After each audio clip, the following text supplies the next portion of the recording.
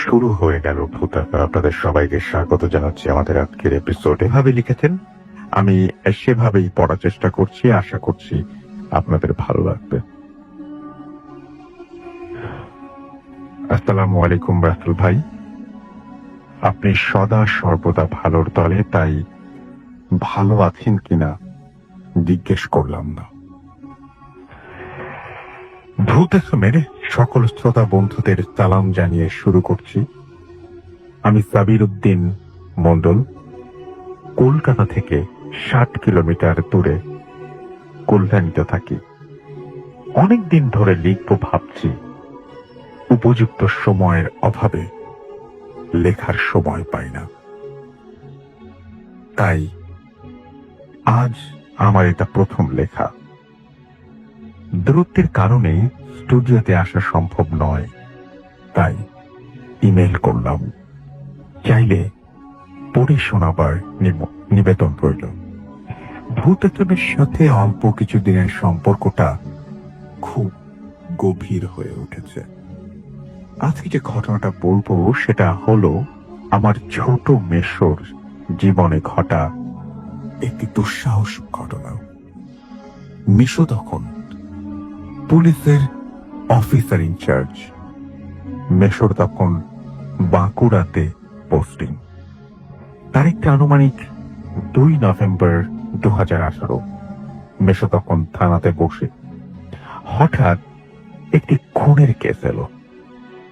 খুনটা দেখেই তার মাথায় হাত। হাই প্রিয় লিসেনার, কেমন আছেন? আশা করি ভালো আছেন। আজকের যে এপিসোডটি সেটি খুবই ইন্টারেস্টিং, বিকজ বাছাইকৃত ঘটনাগুলো আমি এখানে শেয়ার করেছি। সবচেয়ে ভয়ানক ঘটনাগুলো হচ্ছে এগুলো, যেন আপনাদের শুনতে ভালো লাগে। তো আমরা বেশি কথা বলবো না, সেটা হচ্ছে আপনি চ্যানেলটি সাবস্ক্রাইব করে আপনার মতামত জানিয়ে দিতে কিন্তু ভুলবেন না, আর মাস্ট একটা লাইক করে দিবেন। তো চলুন আমরা মূল ঘটনায় ফিরে যাই। ধন্যবাদ। এমন খুনের ঘটনা তার 10 বছরের চাকরি জীবনে এই প্রথম। 3 তলা বাড়ির ওপরের তলায় একা ছিলেন গৃহস্বামী। দেহ থেকে হাত পা মাথা কি যেন এদিক ওদিক করে ছড়িয়ে খেলা করেছে। মেঝেতে রক্তের বন্যা বয়ে গেছে। একমাত্র হাতির দ্বারাই এরকম ভাবে মানুষ হত্যা করা সম্ভব, কিন্তু হাতি তো আর সিঁড়ি বেয়ে উপরে উঠতে পারবে না। তাহলে ফুট করে খুলে গেল দরজাটা। বিভ্রান্তের মতো চোখ মুখে প্রবল আতঙ্কের ছাপ নিয়ে ঘরে ঢুকলেন এক মাঝ বয়সী ভদ্রলোক। বললেন, বড়বাবু, বড়বাবু আমাকে বাঁচান, নইলে আমাকে প্রবাদের মতো খুন হতে হবে। আমাকে বাঁচান স্যার। দারোগা সাহেব সোজা হয়ে বসলেন। প্রবাল মানে প্রবাল চক্রবর্তী, অর্থাৎ যে লোকটা কাল রাতে খুন হয়েছেন তা এতক্ষণে বুঝে গেছেন আমার অভিজ্ঞ মেশো মশাই। এবার মেশো একটু সোজা হয়ে বসলেন। মেশো ব্যস্ত হয়ে জিজ্ঞাসা করলেন, এই প্রবাল চক্রবর্তীকে আপনি আগে থেকে চিনতেন? উত্তর আসে, বিলক্ষণ স্যার। আমার নাম অনুপ ভট্টাচার্য, থাকি বিষ্ণুপুরে। মেশো আবার বললেন, তা আপনার মৃত্যুর ভয়ের কারণ কি বলেন? শুনবেন তাহলে? এবার অনুপ বাবু শোনাতে লাগলেন এক হাড় হিম করা কাহিনী। আমি আর প্রবাল দুজনেই ছিলাম অভয় আনন্দ জটাধারীর শিষ্য। গুরু সেবার উদ্দেশ্যে সেদিন গুরুদেবকে আমাদের বাড়ি নিয়ে আসি, আর সেটাই হলো আমার কাল। বাড়িতে এসেই গুরুদেবের নজরে পড়ল আমার 25 বছরের বয়সী সুন্দরী মেয়ে মেঘনার উপরে। মেঘনা শিক্ষিতা, চাকরি করে। গুরুদেব বললেন, মেঘনাকে আমার চাই। তিনি তাকে তার ভৈরবী বানাবেন। প্রবাল এসেছিলেন সেই দিন গুরুদেবের সাথে। গুরুদেবের এই অন্যায় চাহিদার প্রতিবাদ করলেন তিনি। গুরুভক্তি উড়ে গেল নিমিষে মেয়ের সম্মানের কাছে। উঠে দাঁড়িয়ে গুরুদেবকে বেরিয়ে যেতে বললেন আমার বাড়ি থেকে। তিনি ভয়ঙ্কর রেগে গেলেন। আমি জানতাম তার অসীম শক্তির কথা। টুকটাক, বানমারা, কালো জাদু ইত্যাদিতে উনি সিদ্ধহস্ত। প্রবাল বরাবরই পদ মেজাজি। মেঘনাকে সে নিজের মেয়ের মতোই ভালোবাসতো, তাই সে জটাধারী গুরুকে ঘাড় ধাক্কা দিয়ে বের করে দিয়ে সদর দরজা বন্ধ করে দিল। যাবার সময় জটাধারী সেই ভয়ঙ্কর রূপের কথা মনে করলে আজও আমার হাড় হিম হয়ে যায়।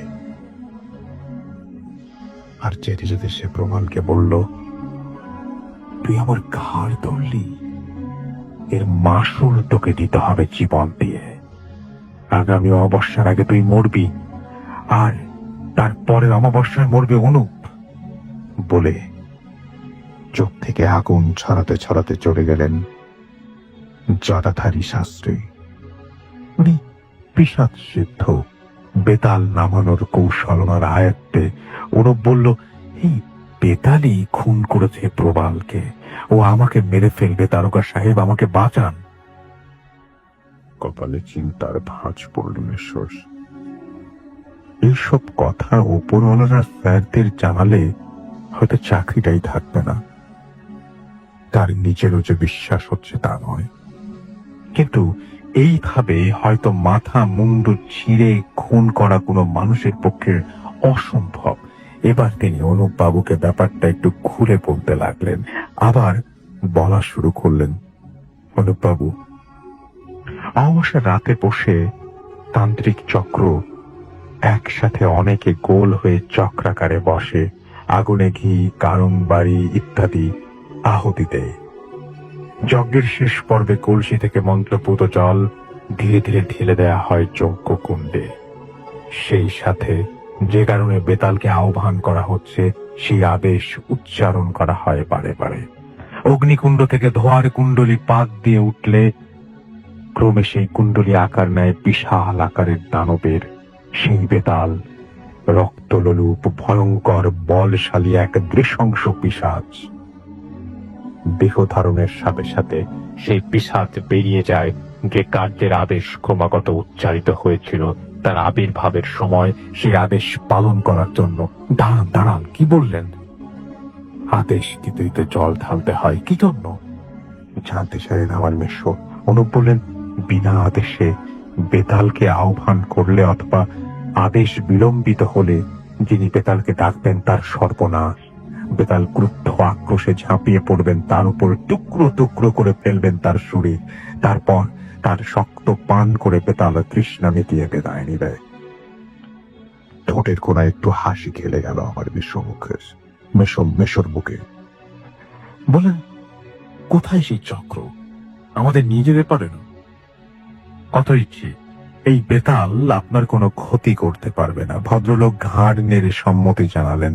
তারপর এলো সেই দিন, সেই অমাবস্যার রাত।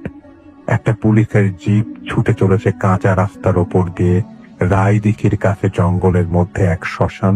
এখানে জটাধারী তান্ত্রিকের ডেরা। সেখানে বসবে 1 কিলোমিটার আগে জিপ দাঁড় করিয়ে বাকি পথটা হেঁটে এলো পুলিশের দল। দূরে দেখা যাচ্ছে শুরু হয়ে গেছে চক্র। চক্রের ঠিক মাঝে বসে আছেন এক ভীষণ দর্শন কাপালি। অনুপবাবু ফিসফিস করে বললেন, এটাই সেই জটাধারী কাপালি। অমাবস্যার সেই ছাপ ছাপ অন্ধকার যেন গলা চেপে ধরেছে। এভাবে কেটে গেল অনেকক্ষণ। আমার মেশো ঘড়ি দেখলেন 11:25, 15 মিনিট। হঠাৎ সেই কাপালি হাত দিয়ে বাড়িয়ে কি যেন চাইলেন। ছোকরা তান্ত্রিক কি যেন একটা হাতে তুলে দিল, একটা মাটির কলসি। পাশে মনে হলো অনুপবাবু যেন বসে পড়লেন হাঁটু গেড়ে। উনি বুঝে গেছেন ওনার মৃত্যু আসন্ন। মেশো খাপ থেকে রিভলভারটা বের করে মুখে সাইলেন্সার লাগিয়ে নিলেন। কাপালি কলসিটা নিয়ে এবার ঠিক যজ্ঞকুণ্ডের ওপরে। আর তখনই অব্যর্থ নিশানায় মেশোর রিভলভার ছুটে গেল একটি বুলেট সেই কলসিকে লক্ষ্য করে। ভেঙে চুরমার হয়ে গেল কলসি। জল ছড়িয়ে পড়ল যজ্ঞকুণ্ডের ওপর এদিক সেদিকে। উপরে উঠতে লাগলো ধোয়ার কুণ্ডলী, সৃষ্টি হতে লাগলো আদেশহীন বেতালের। কাপালি হতভম্ব। অন্য সব কাপালিরা যেদিকে ছুটে পালাচ্ছে, আমার মেশো সদল বলে ছুটছে জিপের দিকে। পেছনে শোনা যেতে লাগলো জটাধারী কাপালিক তীব্র আর্তনাদ, আর সেই এক অপার্থিব ক্রুদ্ধ গর্জন। আকাশ বাতাস বিদীর্ণ হতে লাগলো, স্রষ্টার সৃষ্টির আর্তনাদ, ক্রুদ্ধহীন কান্না। পরদিন সকালে থানায় বসে আমার মেশো খবরটি পড়লেন। ঠিক যেন এই খবরটির জন্য অপেক্ষা করছিলেন কোন এক অমিত বনশালীর তহস্যময় আততায়ী হাতে। তান্ত্রিকের মৃত্যু। তান্ত্রিকের শরীর টুকরো টুকরো করে ছিঁড়ে ফেলা হয়েছে, সেই মৃতদেহ থেকে সব রক্ত শুষে নেওয়া হয়েছে। তদন্ত চলছে। মেশো কাদায় কাগজ ভাগ করে মুচকি হাসলেন। এই ঘটনাটা পড়ার পরে আমার যেটা মনে হয়েছিল যে এটা একটা গল্পের মতো, এবং আমি আবারও কন্ট্যাক্ট করেছিলাম আমাদের যিনি পাঠিয়েছেন তার কাছে, এবং তিনি আমাদেরকে আবারও নিশ্চিত করেছেন যে এই ঘটনাটি সত্যি। এখন পুরোপুরি তিনি জানেন আর আপনারা জানেন এই ঘটনাটা কতটা সত্যি।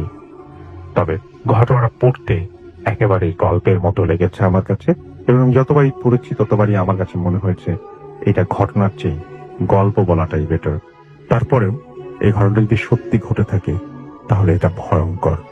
আমরা চলে যাব আমাদের প্রথম অতিথির কাছে।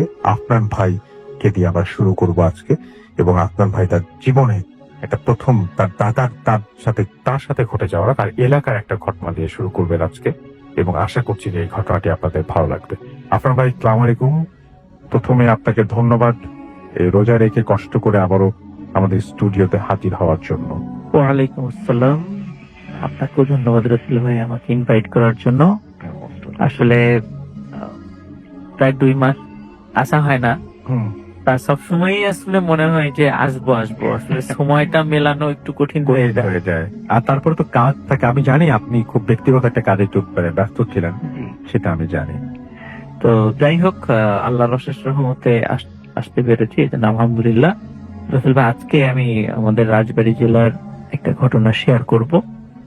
তো ঘটনাটি আসলে আমার বাসার খুব কাছেই, মানে একদম মানে খুব কাছাকাছি মানে ঘটনা আর কি, খুব বেশি দূরেও নয়। এই জন্য ঘটনাটি সংগ্রহ করতে আমার বেশি বেগ পেতে হয়নি।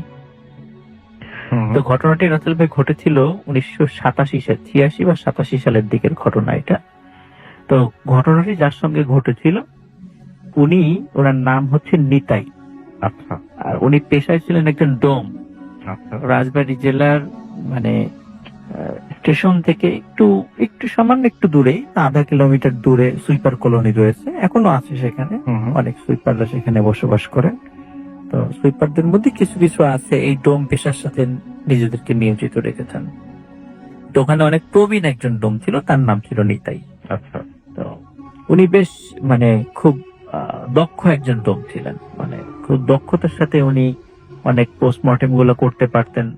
এই জন্য স্পর্শকাতর যেই লাশগুলো আসতো সেগুলো সাধারণত তাকে দিয়েই কাটা হতো। এবং ওনার আরেকটা বৈশিষ্ট্য ছিল, সাধারণত আমরা জানি যারা ডোম তারা যখন লাশ কাটার সময় কিন্তু তারা একটু মানে একটু ড্রিঙ্ক করে নেন আর কি, এটা আমরা মোটামুটি সবাই জানি। কিন্তু ওনার বিষয়টা ছিল ভিন্ন, উনি লাশ কাটার সময় কখনো কোনো ড্রিঙ্কস করতেন না, এবং যার কারণে উনি অত্যন্ত মানে ঠান্ডা মাথায় এই কাজটা করতে পারতেন।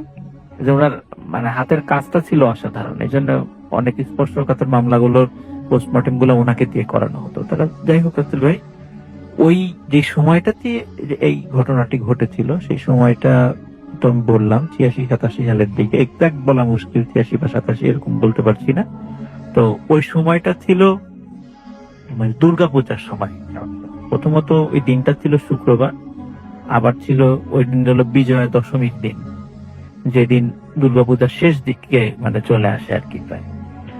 তো ওই সময়ে রাজবাড়ী রেলওয়ে স্টেশনে রাত 10টার দিকে একটি লাশ পাওয়া যায়।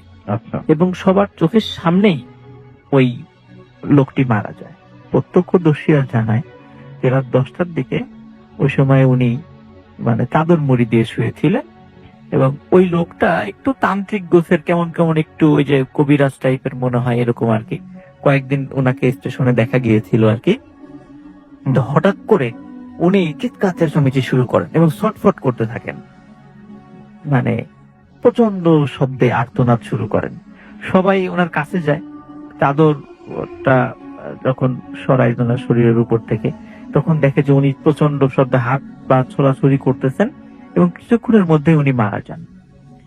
এবং মারা যাওয়ার সাথে সাথে রাসেল ভাই একটা বিষয় সবাই খেয়াল করেন যে ওনার দুটো চোখ, মানে চোখ আমাদের আইবল বলি আর কি, যেটা আমরা চোখ বন্ধ করলেও যে চোখটা আমাদের ফুলে থাকে, কিন্তু চোখ যদি আমাদের না থাকে তাহলে কিন্তু সেখানে গর্ত হয়ে থাকবে।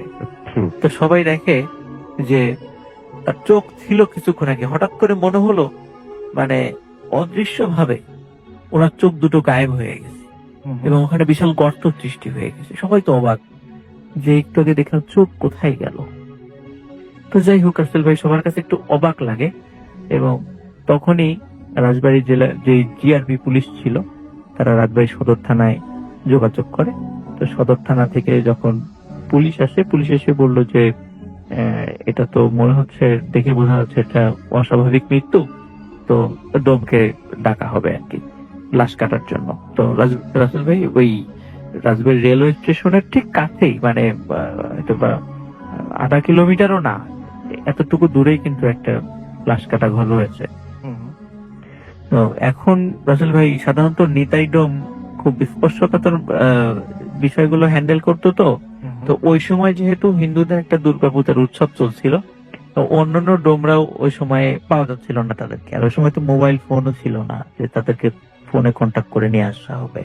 তো যেহেতু খুব দ্রুততার সাথে ওইটা একটা বেওয়ারিশ লাশ, পরিচয় ছিল না, দ্রুততার সাথে কবর দেয়া হবে, যার কারণে ওই সময় নিতাই ডোমকে রিকোয়েস্ট করা হয়। সেই নিতাই ডোম অনিচ্ছা সত্ত্বেও, যেহেতু কাউকে পাওয়া যাচ্ছিল না, তো সে সেখানে যান। ভাই নিতাই ডোমের ভাষ্য অনুযায়ী লাশ কাটা ঘরে যাওয়ার সাথে সাথে, মানে উনি তো ছোটবেলা থেকে অনেক মানে আনলিমিটেড লাশ কেটেছেন, কিন্তু ওনার ভাষ্য অনুযায়ী জীবনে প্রথম একটি লাশ দেখে হঠাৎ করে কেন জানি ওনার খুব ভয় লাগছিল। মনে হচ্ছিল যে কেন জানি এই লাশটা মানে কাটতে উনি ভয় পাচ্ছেন, প্রচন্ড ভয় পাচ্ছেন। এরকম হয় না সাধারণত, কিন্তু কেন জানি ওনার ভাষ্য অনুযায়ী মনে হচ্ছিল যে উনি খুব ভয় পাচ্ছেন। তো রাসেল ভাই উনি তখন সাধারণত লাশ উনি যখন কাটেন, ডাক্তার থাকে, তারপর পুলিশের কিছু লোক দাঁড়ানো থাকে। তো ওই সময় যেহেতু রাসেল ভাই আবার ফ্রাইডে ছিল, আবার দুর্গাপূজার একটা ছুটি ছিল, এই জন্য হসপিটালে মানে ডাক্তারও সংকট ছিল, তারাও তো একটু ছুটিতে যাবে। তো ওই সময় যাই হোক, ওই সময় যেহেতু মোবাইল ফোন ছিল না, ডাক্তারকে খবর দেওয়া হয়। তো ডাক্তার বলেন যে আমি যত দ্রুত সম্ভব আমি আসতেছি, আপনারা কাজ শুরু করে দেন আর কি। তো ওই সময় ডাক্তার তখন এসে পৌঁছেনি ওই জায়গাটাতে, কিন্তু তাড়াতাড়ি যখন দেখলো যে এটার লাশ ও কোথায়, এর পরিচয় জানা যাচ্ছে না, তো এইটা নিয়ে আসলে ওনাদের অতটা গরজ ছিল না, তার কারণে ডাক্তারের অনুপস্থিতিতে লাশটা কাটা শুরু হয় রাসেল ভাই। তো এমন সময় দায়িত্বরত যিনি পুলিশ অফিসার ছিলেন, উনি লাশ কাটা ঘরের ওখানে দাঁড়ায় থাকা, মানে দরজার কাছে দাঁড়িয়েছিলেন উনি।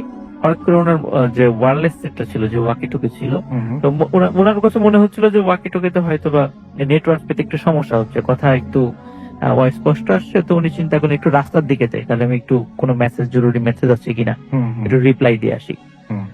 তো উনি কিছু সময়ের জন্য ওইখান থেকে সরে গিয়েছেন। তো পুলিশ অফিসার যখন ফিরে আসছেন, মানে হয়তো বা 3-4 মিনিট বা সর্বোচ্চ 5 মিনিট পর যখন পুলিশ অফিসার ফিরে আসছেন লাশ কাটা ঘরে, তখন উনি দেখছেন যে লাশের জায়গায় রয়েছে, ওই ডোম অজ্ঞান হয়ে পাশে পড়ে আছে। তখন উনি অন্য কনস্টেবলদেরকে ডাকেন, ডোমের চোখে মুখে পানি ছিটা দিয়ে তাকে জ্ঞান ফেরানো হয়। তখন ডোমকে জিজ্ঞেস করা হয় যে কি হয়েছে। তখন ডোম বলে যে এই লাশ আমাকে প্রচন্ড জোরে একটা থাপ্পড় মেরেছে। তখন সবাই এই কথা শুনে সবাই অট্টহাসিতে কেটে পড়ে, এটা কিভাবে সম্ভব? লাশ তোমাকে থাপ্পড় মারানো কিভাবে সম্ভব? না, সেই তুমি এটা অন্য কিছু ভুল দেখেছো বা ভুল। বলে না, তো এই যে দেখেন আমার মুখের দিকে তাকান, তখন দেখা যায় রাসেল ভাই ওনার মুখে 5 আঙ্গুলের দাগ বসে আছে, মানে এত জোরে চড় মেরেছে। এখন এটাও রাসেল ভাই অন্য কিছু মারতে পারে, জিন ভূত এসেও মারতে পারে, কিন্তু পুলিশ অফিসার খেয়াল করলেন যে যেহেতু ওই সময়ে হিন্দুদের একটা উৎসব, আমরা রাসেল ভাই ছোটবেলায় বিভিন্ন বিদায় অনুষ্ঠানগুলোতে বা আনন্দের উৎসবগুলোতে আমরা মাঝে মাঝে জড়ি খেলা খেলতাম আর কি। ওই আমরা তো জড়ি বলি, অন্য অঞ্চলে হয়তো অন্য কোনো শব্দ ব্যবহার করে, ওই যে চোখ চিকচিক করে আর কি, মুখে টুকে লেগে থাকে। জি। তো যেহেতু ওই সময় হিন্দুদের দুর্গাপূজার উৎসব ছিল, ডোমের মুখে কিন্তু জড়ি ছিল রাসেল ভাই। আচ্ছা। তখন পুলিশের ওই অফিসার উনি লাশের হাত চেক করছিলেন হুম। এবং হাতে দেখলেন সত্যি তার হাতে জড়ি লেগে আছে। তার মানে সত্যি এই হাত দিয়ে চর মারা হয়েছে তাকে। কিন্তু এটা কিভাবে সম্ভব, এটা উনিও কোনো কিছু মিলাতে পারছিলেন না। তারপর বললো যে ঠিক আছে তুমি লাশ কাটো। তো নিতাই ডোম বলছে যে আমি এই লাশ কাটতে পারবো না। তারপর বলছে যে না এখন কাটতে তো হবেই, এটা তাদের নিয়ম, যেভাবে পারো লাশ কাটো। দেখা যাচ্ছে ভাই কোনো মতে লাশের পোস্টমর্টেম করা হয়।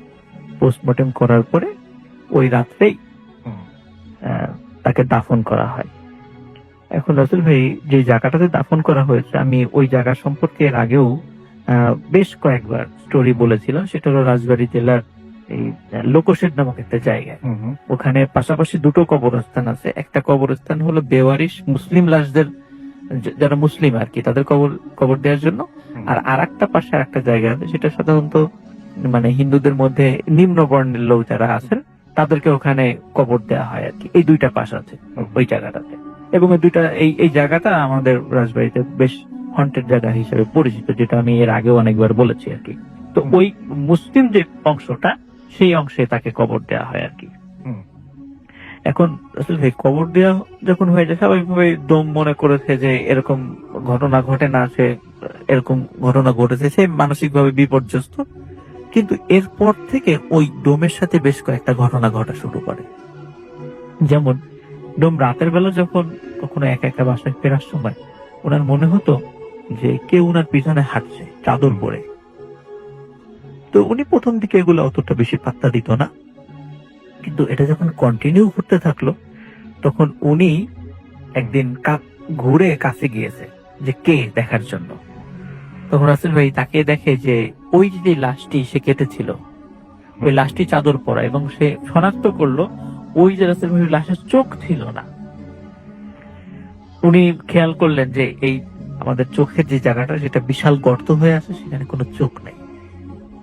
তো এইটা দেখে উনি প্রচন্ড জোরে দৌড় দিয়ে বাড়িতে চলে আসেন। তো এরপরে আরো কয়েকটা ঘটনা ঘটে। যেমন উনি রাতের বেলা যখন একা একা আসেন, তখন দেখা যায় যে মাঝে মাঝে বড় আকৃতির বিড়াল বা বড় আকৃতির কুকুর ওনার পথ আগলে ধরে। এবং অদ্ভুত বিষয় যে ওই কুকুর এবং বিড়ালের কিন্তু ওই সবই আছে, কিন্তু চোখ দেখা যায় না। আচ্ছা। মনে হয় চোখ নাই, ওই চোখ দুটো কেউ খুবলে উঠে নিয়েছে। তো বাইরের এই ঘটনাগুলো যখন রাসেল ভাই মানে ঘটা শুরু করেছিল, তখন উনি এরপর থেকে কি হতো, উনি যখন রাতের বেলা কখন একা একা আসতেন না, লোক সাথে নিয়ে আসতেন। একটু মানে উনি ভয় পাওয়া শুরু করেন আর কি। তো তখন বাইরের এই ঘটনা যখন বন্ধ হয়ে গেল, তখন ওনার ঘরেই ঘটনা ঘটা শুরু করলো। কারণ উনি বিপত্নিক ছিলেন, কারণ বেশ অনেক বয়স্ক ছিল, ওনার ওয়াইফ মারা গেছিলেন আগে। তো উনি রাতের বেলা ফিল করতেন যে কে যেন ওনার পাশে শুয়ে আছে। আচ্ছা। এবং উনি যখনই পাশে তাকাতেন তখন দেখতেন যে ওই সেই লাশটা ওনার পাশে শুয়ে আছে, এবং লাশটা হাত দিয়ে খপ করে ওনার হাতটা চেপে ধরতো, এবং উনি অনেক চিৎকার চেঁচামেচি করতো। আশেপাশের লোকজন যখন চলে আসতো তখন দেখা যেত ওখানে কিছুই নাই। তো এই ধরনের ঘটনা রাসেল ভাই ওনার সাথে প্রায়শই ঘটছিল।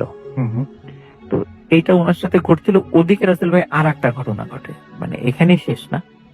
ওই যে স্থানটাতে কবর দেয়া হয়েছে, কবর দেওয়ার প্রথম মানে যে রাত্রে কবর দেওয়া হলো তার পরের দিন থেকে আর একটা ঘটনা ঘটা শুরু করে। ওই ওখানকার যারা লোকজন আছে কবরস্থানের পাশে, তারা বলেছে সেটা হচ্ছে যে কবর দেওয়ার পরেই প্রতি রাত্রে ওই কবরস্থান থেকে প্রচন্ড জোরে চিৎকার এবং চেঁচামেচির আওয়াজ আসতো।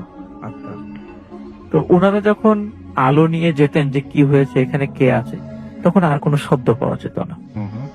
তো এই ধরনের ঘটনা আসলে ভাই 3 দিন ঘটেছিল। 3 দিন পরে আর ঘটে নাই, 3 দিন এই ধরনের ঘটনা ঘটেছিল। আসলে ভাই ওই নিতাই যে ডোম, উনি এরপরে মাঝে মাঝে রাত্রে স্বপ্ন দেখা শুরু করেন। স্বপ্নে দেখছেন যে ওই সেই লাশটা বড় একটা রামদা হাতে নিয়ে ওনাকে তাড়া করছে, এবং বলছে যে তাড়াতাড়ি আমাদেরকে যেখানে কবর দেওয়া হয়েছে, আমার কবরটা অন্য জায়গায় দেয়। এখান থেকে সরাতে হবে। তো এখন রাসূল ভাই মানে উনি তো একজন ডোম, স্বাভাবিকভাবে নিম্ন বর্ণের লোক, ওনার কথা কেন শুনবে লোকজন, এটাও একটা বিষয়। তারপরেও উনি ওখান থেকে যখন এই ধরনের স্বপ্ন উনি বারবার দেখছিলেন, তখন উনি ওই কবরস্থানের পাশের প্রতিবেশীদের গিয়ে এই বিষয়টা শেয়ার করার পরে প্রতিবেশীরা বলেন হ্যাঁ আমরাও তো তখন হলে বিষয়টা প্রকাশ হয় যে হ্যাঁ আমরাও এরকম শব্দ শুনেছি এখানে। তখন প্রতিবেশীদের সহযোগিতা বলে আচ্ছা ঠিক আছে তাহলে আমরা এইটা কবরটা এখান থেকে সরিয়ে একটু অন্য জায়গায় দিয়ে দিই। রাসেল ভাই ওই কবরটা আসলে ওনারা ভুল করে এমন একটা জায়গায় দিয়ে ফেলছিলেন রাতের বেলা, বুঝতে পারেন নাই। সেটা হলো ওই কবরস্থানের ঠিক কাছাকাছি আর একটা কবরস্থান আছে যেখানে মানে ওই এলাকার কিছু লোকজন মারা গেলে সেখানে কবর দেওয়া হয়। এটা বেওয়ারিশ লাশদের কবরস্থান না। ওনারা ভুল করে আসলে ওই জায়গাটা রাতের বেলা কবর দিয়ে ফেলেছেন, অতটা বুঝতে পারেন না বুঝে এটা দিয়ে ফেলেছিলেন আর কি। তো ওই জায়গাটাতে একজন নামাজি ব্যক্তির একটা কবর ছিল, তো ওই কবরে ওনার কবর হয়ে গিয়েছিল। কিন্তু ওনারা যখন কবর খুঁড়েছেন, কবর খোঁড়ার পর অদ্ভুত একটা ব্যাপার রাসেল ভাই সবাই খেয়াল করেছেন, সেটা হচ্ছে ওই ডেড বডির মাথা ছিল না। মানে ওনারা পোস্টমর্টেম করার পর তো তাকে দাফন করেছে, দাফন করার পর ওনারা যখন কবরটা খুলেছে তখন দেখে যে লাশ ঠিকই আছে, 4-5 দিনে একটু নষ্ট হয়ে গেছে কিছুটা, কিন্তু দেহতে কোনো মাথা নাই।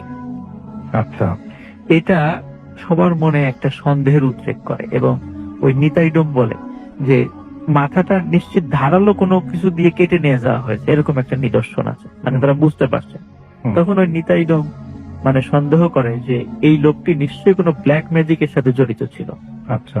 তো আসলে ভাই এখানে একটা বিষয় বলে রাখা ভালো যে যারা এই ব্ল্যাক ম্যাজিক করেন বা এরকম তন্ত্র মন্ত্র সাধনা করেন, আমরা অনেক সময় শুনেছি এবং এটা নতুন কিছু না, এটা হাজার হাজার বছরের পুরাতন একটা বিষয় যে তাদের কবর হয়ে গেলে অনেক সময় অন্য তান্ত্রিকরা এসে ওই রিচুয়াল করার জন্য বা তাদের তার তন্ত্র মন্ত্র সাধনার জন্য এই মাথাগুলো তারা কেটে নিয়ে যান। জি, এই ধরনের ঘটনা মানে অনেক হাজার হাজার বছর আগের থেকে ঘটে আসছে বা এখনো ঘটছে এটা।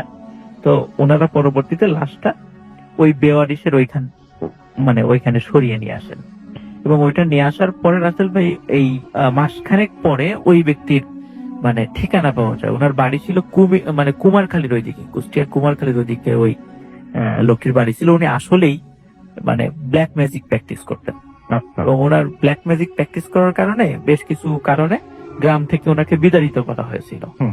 পরে উনি এই কিছুদিন রাজবাড়িতে আসছিলেন এবং উনি ওই হঠাৎ করে রাত্রেবেলা উনি মারা যান এবং তারপরে এই ধরনের কিছু অদ্ভুত ঘটনা ঘটে। তো আসলে নিতাইডুম অনেকদিন জীবিত ছিলেন। তো যখন ওনার কবরটা সরিয়ে আনা হয় তারপর থেকে ওই ধরনের ঘটনা ওনার সাথে কোনো দিন ঘটে নাই। এখনো ওনার ফ্যামিলির লোকজন মানে পারিবারিক ভাবে এই ডোমের পেশার সাথে জড়িত আছেন আর কি রাজবাড়িতে। তো এইটাই কিন্তু রাসেল ভাইয়ের first story. Okay, thank you so much. আপনার প্রথম ঘটনার জন্য আপনাকে অনেক ধন্যবাদ এবং আশা করছি যে এই ঘটনাটি আপনাদেরও ভালো লেগেছে। ভালো লাগলো অবশ্যই আমাদের জানাবেন। এখন যেটা করব সেটা হচ্ছে সরাসরি চলে যাব কিছু আপনাদের পাঠানো কমেন্টে এবং আপনারা আমাদের যে টুইটার সেই অ্যাকাউন্টে আপনারা আবার এখানে আপনারা রিটুইট করছেন, সেখানে আমি একটু দেখবো যে আমাদের কাফিরুল ইসলাম আমাদের লিখেছেন যে হাই রাসূলুল্লাহ কেমন আছেন এবং পুতেসমের সঙ্গে ছিলাম, সারা জীবন থাকবো। Thank you very much. আমাদের সাথে আছেন দেখতে পাচ্ছি রাহি চৌধুরী, এছাড়াও এলপি রনি আমাদের সঙ্গে আছেন ফারহান শাহরিয়ার, ইফতেখার আরিক আমাদের সাথে আছেন।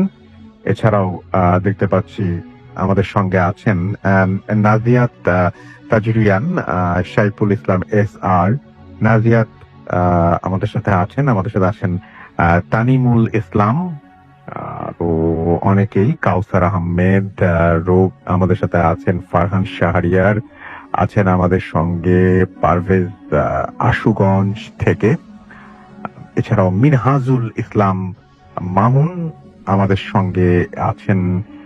দেখতে পাচ্ছি ইমরান, শান্তা ইসলাম মতো আজকেও আমাদের সাথে আছেন। আমাদের সাথে জান্নাত মিম আমাদের সাথে জয়েন করেছেন এই মুহূর্তে মহাতিন, ওকে, এবং খুব ভয় লাগছে তিনি সেটা জানিয়েছেন। জনি আমাদের সাথে আছেন, আমাদের সাথে নাজিয়াত, এছাড়াও RF রাহাত, তারেক ইসলাম, এবং তিনি নয়াপাড়া নারায়ণপাড়া নাটক থেকে আছেন তিনি। ইফতেখার আরিক রিফাত এবং আমাদের সঙ্গে আরো অনেকেই দেখতে পাচ্ছি আছেন এখানে, অনেকে অ্যাপ দিয়ে শুনছেন, যেমন বিশাল বৈরাগী রাজভীর, তিনি অ্যাপ দিয়ে শুনছেন এই মুহূর্তে আমাদের সঙ্গে। এছাড়াও আবু রোমান ফয়সাল, তানজিদা রহমান নিশি, রায়হান খান, ঈদ শান্ত, এমডি আশিক সরকার, জুবায়ের মাসুদ, তানভীর আহমেদ, রাকিব হাসান, মীর রাব্বি, সাইফুল ইসলাম SR আমাদের সঙ্গে। এছাড়াও দেখতে পাচ্ছি MH সোহাগ সহ আরো অনেকে আমাদের সাথে আছেন। আমাদের যে ভূতাত্মের যে পেজটা, সেই ভূতাত্মের পেজেও এই মুহূর্তে অনেকে আমাদের সঙ্গে আছেন এবং কথা বলছেন তারা। এবং তার মধ্যে আমি দেখতে পাচ্ছি যে সেকেন্ড স্টোরিটা ভালো ছিল, আপনার ভাইয়ের কথা লিখেছেন আমাদের সঙ্গে। শাওন মল্লিক, আই লাভ ভূতাত্ম, মইনুর সাগর, আপনার ভাই মানে শিহরিত কিছু, জান্নাত আরমা, এবং আমাদের সঙ্গে দেখতে পাচ্ছি বিজে সোহান আমাদের সঙ্গে আছেন। আমাদের সঙ্গে আছেন দেখতে পাচ্ছি জুবায়ের খান অঙ্কন, হিমেল রাহাত তিনি আছেন আমাদের সঙ্গে, এমডি মারুফ আলী আছেন আমাদের সঙ্গে আছেন দেখতে পাচ্ছি। এছাড়াও আবি হাসান নীরব, আরমান বিন আলাউদ্দিন, আর এরিক হেনরি আছেন আমাদের সঙ্গে দেখতে পাচ্ছি। সিয়াম আহমেদ আছেন আমাদের সঙ্গে, IH রনি, AH ইয়ান আমাদের সঙ্গে, তিনি জানিয়েছেন যে ভূতাসমের বিরাট ফ্যান তিনি। সাইফুল্লাহ শিবলু, আপনার ভাইয়ের ঘটনাগুলো বেস্ট। সাদ্দাম সিদ্দার আমাদের সঙ্গে আছেন, AR আমিনুল, MD ইফতি হাসান আমাদের সঙ্গে আছেন। আমাদের সঙ্গে আছেন আরমান হোসেন বিজয়, MD জনি ইসলাম আমাদের সঙ্গে আছেন। আমাদের সঙ্গে আছেন নিবিড় হৃদয়, আরমান হোসেন, MD মারুফ আলী আমাদের সঙ্গে আছেন। এছাড়াও দেখতে পাচ্ছি অভি, কাজী মাজহারুল ইসলাম, হাসিবুর রহমান চৌধুরী দীপু, ইমরান রানা, মিনহাজুর রহমান, MD শরীফ সহ আরো অনেকে। থ্যাংক ইউ ভেরি মাচ আমাদের সঙ্গে থাকার জন্য। আমরা আবারও ফিরে আসবো ভিডিও ফুটির পেজটাতে, একটু পড়ে ফেলি আমরা খুব তাড়াতাড়ি। এবং এখানেও অনেকে আছেন, সোনিয়া নাসির মগবাজার থেকে শুনছেন, তামিম তানভীর আমাদের সঙ্গে আছেন, মইনুল ইসলাম জিসান, মুস্তফা কায়সার তামিম, নির্মল হৃদয়, মিরাজুল মমিন স্বাধীন, SK শিহাব, মোহাম্মদ রাতুল, নাহিদ হোসাইন, আবির মজুমদার, তানজিল চৌধুরী, প্রিয়নাথ পল জয় আমাদের সঙ্গে আছেন দেখতে পাচ্ছি। ইন্তেসার আহমেদ বাঁধন, ফারহান আহমেদ শাকিল আমাদের সঙ্গে আছেন দেখতে পাচ্ছি। M আলী হুসাইন, রোমিও,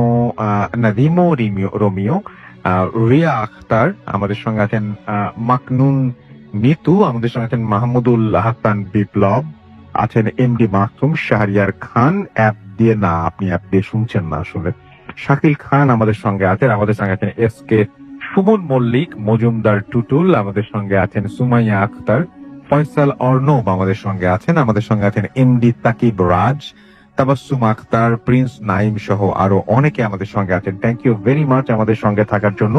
আমরা চলে যাব আমাদের দ্বিতীয় অতিথির কাছে, তার কাছ থেকে একটা ঘটনা শুনে আসবো। আপনার নামটা প্লিজ একটু বলবেন, কোথা থেকে এসেছেন, তারপরে আপনার ঘটনায় যাবো। আসসালামু আলাইকুম রাসেল ভাই, আমি ওয়ালাইকুম সালাম। তালহা, জি। প্যারানর্মাল সোসাইটি গ্রুপের পক্ষ থেকে আসছি। জি। তো রাসেল ভাই, আজকে আমি যে স্টোরিটা শেয়ার করতে চাচ্ছি সেটা আমার খুব কাছের একটা মানুষের সাথে ঘটে যাওয়া কাহিনী। তো সে মূলত ঢাকার বাইরে থাকে। সে ঢাকায় আসছিল এই জন্য যে ঢাকায় থেকে সে কোনো একটা রুম ভাড়া নিয়ে পড়াশোনা করবে, তারপরে কোনো টিউশনি মিউশন করে তারপরে তার হাত খরচ চালানি, মানে ব্যাচেলর লাইফটা যেরকম হয় আর কি। তো সে যখন আসবে তো তার সাথে আরো দুজন ফ্রেন্ড ছিল। তো তারা তিনজন ফ্রেন্ডের মধ্যে দুইজন ফ্রেন্ড হচ্ছে ঢাকার দিকে রওনা হয়েছিল, যে ওরা মানে কোন রকম একটা ব্যবস্থা করে তারপরে একবারে তাদের যত কিছু আছে সবকিছু নিয়ে তারপরে তার আরেকজন যে বন্ধু আছে তাকে নিয়ে চলে আসবে। তো একজন তো ছিল আমার বন্ধু, আরেকজন তার সাথে যে ছিল সেই ছেলেটা মানে হিন্দু ধর্মের ছিল, একটা হিন্দু ছেলে ছিল আর কি। তো তারা যখন ঢাকায় আসে, তারা প্রথমেই আসে হচ্ছে আপনার পুরান ঢাকার দিকে। তো পুরান ঢাকায় এই জন্য আসে যে এখানের যে হোস্টেল গুলা বা এখানে যে রুম গুলো ভাড়া দেওয়া হয় সেই ভাড়াগুলো তুলনামূলক অন্যান্য জায়গা থেকে তুলনামূলক ভাড়াগুলো কম। তো এই জন্য তাদের বাজেটে যেন কোলায় যায় ব্যাপারটা, তারা যেন ঠিকঠাক মতো থাকতে পারে, এই জন্য তারা পুরান ঢাকাতেই বাসাটা খোঁজা মানে শুরু করে। তো ঢাকায় আসার পর, পুরান ঢাকায় আসার পর তারা বিভিন্ন জায়গায় এরকম বাসা খোঁজাখুঁজির পর তারা সারাদিন না পেয়ে মানে পায় নাই বিভিন্ন কারণে, হয়তো তাদের বাজেটে কোলায় নাই বা অনেকে নিতে চাচ্ছিল না 3 জন বলে। হ্যাঁ, তারা 3 জন একটা রুমে থাকতে চাচ্ছিল, এরকম বিভিন্ন ঝামেলার কারণে তারা থাকতে পারে নাই, কোথাও আচ্ছা, কনফার্ম করতে পারেনি। তো সারাদিন ঘোরাঘুরির পর সন্ধ্যার দিকে তারা একটা বাসার নিচ দিয়ে যাচ্ছিল। তো সেই বাসার নিচে যে দারোয়ান ছিল সেই দারোয়ানকে মানে তারা একটু ভদ্রভাবে জিজ্ঞাসা করছে যে আচ্ছা চাচা, এই আশেপাশে আপনার জানা মতে কোনো হোস্টেল বা ব্যাচেলর ভাড়া দেয় এরকম কোনো বাড়ি আছে কিনা? যদি আপনার জানা থাকতো তাহলে আমাদের একটু উপকার হতো, আমরা বাড়ি ভাড়া নেওয়ার জন্য আসছি। তো দারোয়ান তাদেরকে নিয়ে বাসার ভিতরে গেছে। তাদেরকে নিয়ে বাসার ভিতরে গিয়ে এই বাড়ির যে মালিক সেই বাড়ির মালিকের সাথে তাদের মানে দেখা করায় দিতে আর বলতে যে আপনি একটু কথা বলেন তাদের সাথে। তো বাড়ির মালিকের কাছে নেওয়ার পর তারা 2 জন ছিল। তো তাদের মানে ভালো মন্দ জিজ্ঞেস করে, শুরুতে ভালো মন্দ জিজ্ঞেস করার পর বলতে যে আচ্ছা বাসা ভাড়া নিবা ভালো কথা, বাট তোমরা মানুষ কয়জন? তো বলছে যে হ্যাঁ আমরা আজকে 2 জন আসছি, পরে কনফার্ম হয়ে গেলে আমরা আর আমাদের আরেকজন আছে, তাকে আমরা নিয়ে আসবো, মানে আমরা মোট 3 জন। তো রাসেল ভাই একটা জিনিস মানে পয়েন্ট করে রাখতেছি যে এই বাড়িওয়ালার সাথে তাদের যে এখন কথাবার্তা হচ্ছে এই জিনিসটা আমি পরে ক্লিয়ার করে দিব যে সেই কথাটা কেন বলছিল যে তোমরা কয়জন আছো। আচ্ছা, তো তাদেরকে বলছে যে ঠিক আছে, তোমরা যদি থাকতে চাও তাহলে কোনো সমস্যা নেই। তুমি দেখতেই পারতেছো এই বাসার এখন মানে যে অবস্থা, সেখানে সব গোডাউন মানে সব জায়গায় বিভিন্ন ধরনের মাল সামানা রাখা আছে, মানে হাড়ি পাতিলের বস্তা রাখা আছে, মানে এটা একটা গোডাউনের মতো। তো তোমরা ডিরেক্টলি মানে একদম 3rd ফ্লোরে চলে যাও। 3rd ফ্লোরে গেলে তোমরা দক্ষিণ পাশে দেখবে একটা রুম আছে। হ্যাঁ, সেই রুমে তোমরা দেখে আসো, যদি তোমাদের পছন্দ হয় তাহলে তোমরা তোমাদের মানে যতটুকু সাধ্য, যতটুকু দিয়ে থাকতে পারলে তোমরা খুশি, ততটুকুই ভাড়া তোমরা দিও তোমাদের সন্তুষ্ট মতো, মানে তাদের উপর কোনো ভাড়া প্রেশার নাই। নির্ধারিত করে নাই। তো তারা যখন গেছে তখন হচ্ছে মাগরিবের আজানের একটু আগ মুহূর্তে আর কি। তো বাসাটা যখন দেখতে গেছে রুমটা, তো রুমটা মানে দরজাটা খুলেই তারা বুঝতে পারছে যে এই রুমের মধ্যে প্রায় বছর খানেক ধরে কেউ থাকে না, এখানে যে কারো বসবাস নাই এটা তারা দেখে বুঝতে পারছে। বিভিন্ন জায়গায় মানে ময়লা পড়ে আছে, মাকড়সার জাল পড়ে আছে। তো তারা আর একটু ভিতরে গেছে। ভিতরে যাওয়ার পর ভিতরে যে আরেকটা গেট ছিল, ওই গেট খুলে যখন ঢুকছে তখন দেখছে যে একটা মহিলা মানে জড়ো সড়ো হয়ে, তার গায়ে 3 পিস ছিল, মাথায় একটা ওড়না ছিল, সে জড়ো সড়ো হয়ে মানে মানে একদম মাথাছাটো হয়ে শুয়েছিল একদম। তো তাদেরকে দেখে ওই মহিলা শোয়া থেকে উঠে গেছে। শোয়া থেকে উঠে গিয়ে বলতে যে বাসা দেখতে আসছো, আচ্ছা ঠিক আছে দেখো, এটা বলি সে মানে চলে গেছে, বাসা মানে রুম থেকে চলে গেছে। তো তারা বিষয়টা তেমন একটা মাথায় নেয় নাই, যেহেতু বাসার নিচে লোকজন আছে, সেহেতু এই মহিলা যদি বাসারই কেউ হয় তাহলে তারা তো জানেই যে এই মহিলাটা কে। তো তারা তেমন একটা মাথায় নেয় নাই যে এই মহিলাটা কোত্থেকে আসলো বা এখানে এইভাবে কেন শুয়েছিল, তারা তেমন একটা ব্যাপারটা মাথায় নেয় নাই। তো তারা রুম টুম সব দেখছে। রুম টুম দেখার পর তাদের মনে হয়েছে যে ঠিক আছে, আমরা 3 জনের জন্য এই রুমটা পারফেক্ট, আমরা এটাতে থাকতে পারি, যেহেতু আমাদের উপর প্রেশারও নেই টাকা পয়সা। তো বাড়িওয়ালার কাছে গেছে, বাড়িওয়ালার কাছে গিয়ে বলছে যে আচ্ছা আঙ্কেল, আপনি কনফার্ম করেন, আমরা 1 সপ্তাহের মধ্যে চলে আসতেছি। তো 1 সপ্তাহ পর তার যে আরেকটা ফ্রেন্ড ছিল, মানে তারা মোট 3 জন। তো একজনের কথা তো বললামই যে আমার ফ্রেন্ড, আর একজন হিন্দু একটা ছেলে ছিল, আর একটা ছেলে ছিল যে একটু ধার্মিক টাইপের, মানে নামাজ কালাম পড়তো, এই জন্য আমি ধার্মিক বললাম আর কি। তো তারা 3 জন চলে আসে। তারা 3 জন আসার পর ওই বাসে যখন উঠে তখন মানে টানা 1 মাস 1.5 মাস তারা একদম নর্মালি চলতেছিল, মানে খুবই ভালো, তাদের কোনো টেনশন নেই, কোনো রকমের খারাপ কিছু দেখতেছে না, তাদের কোনো সমস্যা হচ্ছে না। কিন্তু 1.5 মাস পর তারা একটা জিনিস খেয়াল করে যে মাঝে মাঝে রাতের বেলা তাদের ওয়াশরুমের যে মানে ভেজা স্যান্ডেলটা আছে, সেই ভেজা স্যান্ডেল কিন্তু রাসেল ভাই যদি স্যান্ডেলটা ভেজা থাকে তাহলে সেটা যদি কেউ হাঁটে তাহলে সেটা আওয়াজটা কিন্তু ভিন্ন হয়। সাধারণভাবে হাঁটলে এক ধরনের আওয়াজ হয়, কিন্তু ভেজা স্যান্ডেল কিন্তু মানে মানে অন্য ধরনের একটা আওয়াজ হয়, মানে বোঝা যায় যে এটা একটা ভেজা স্যান্ডেল।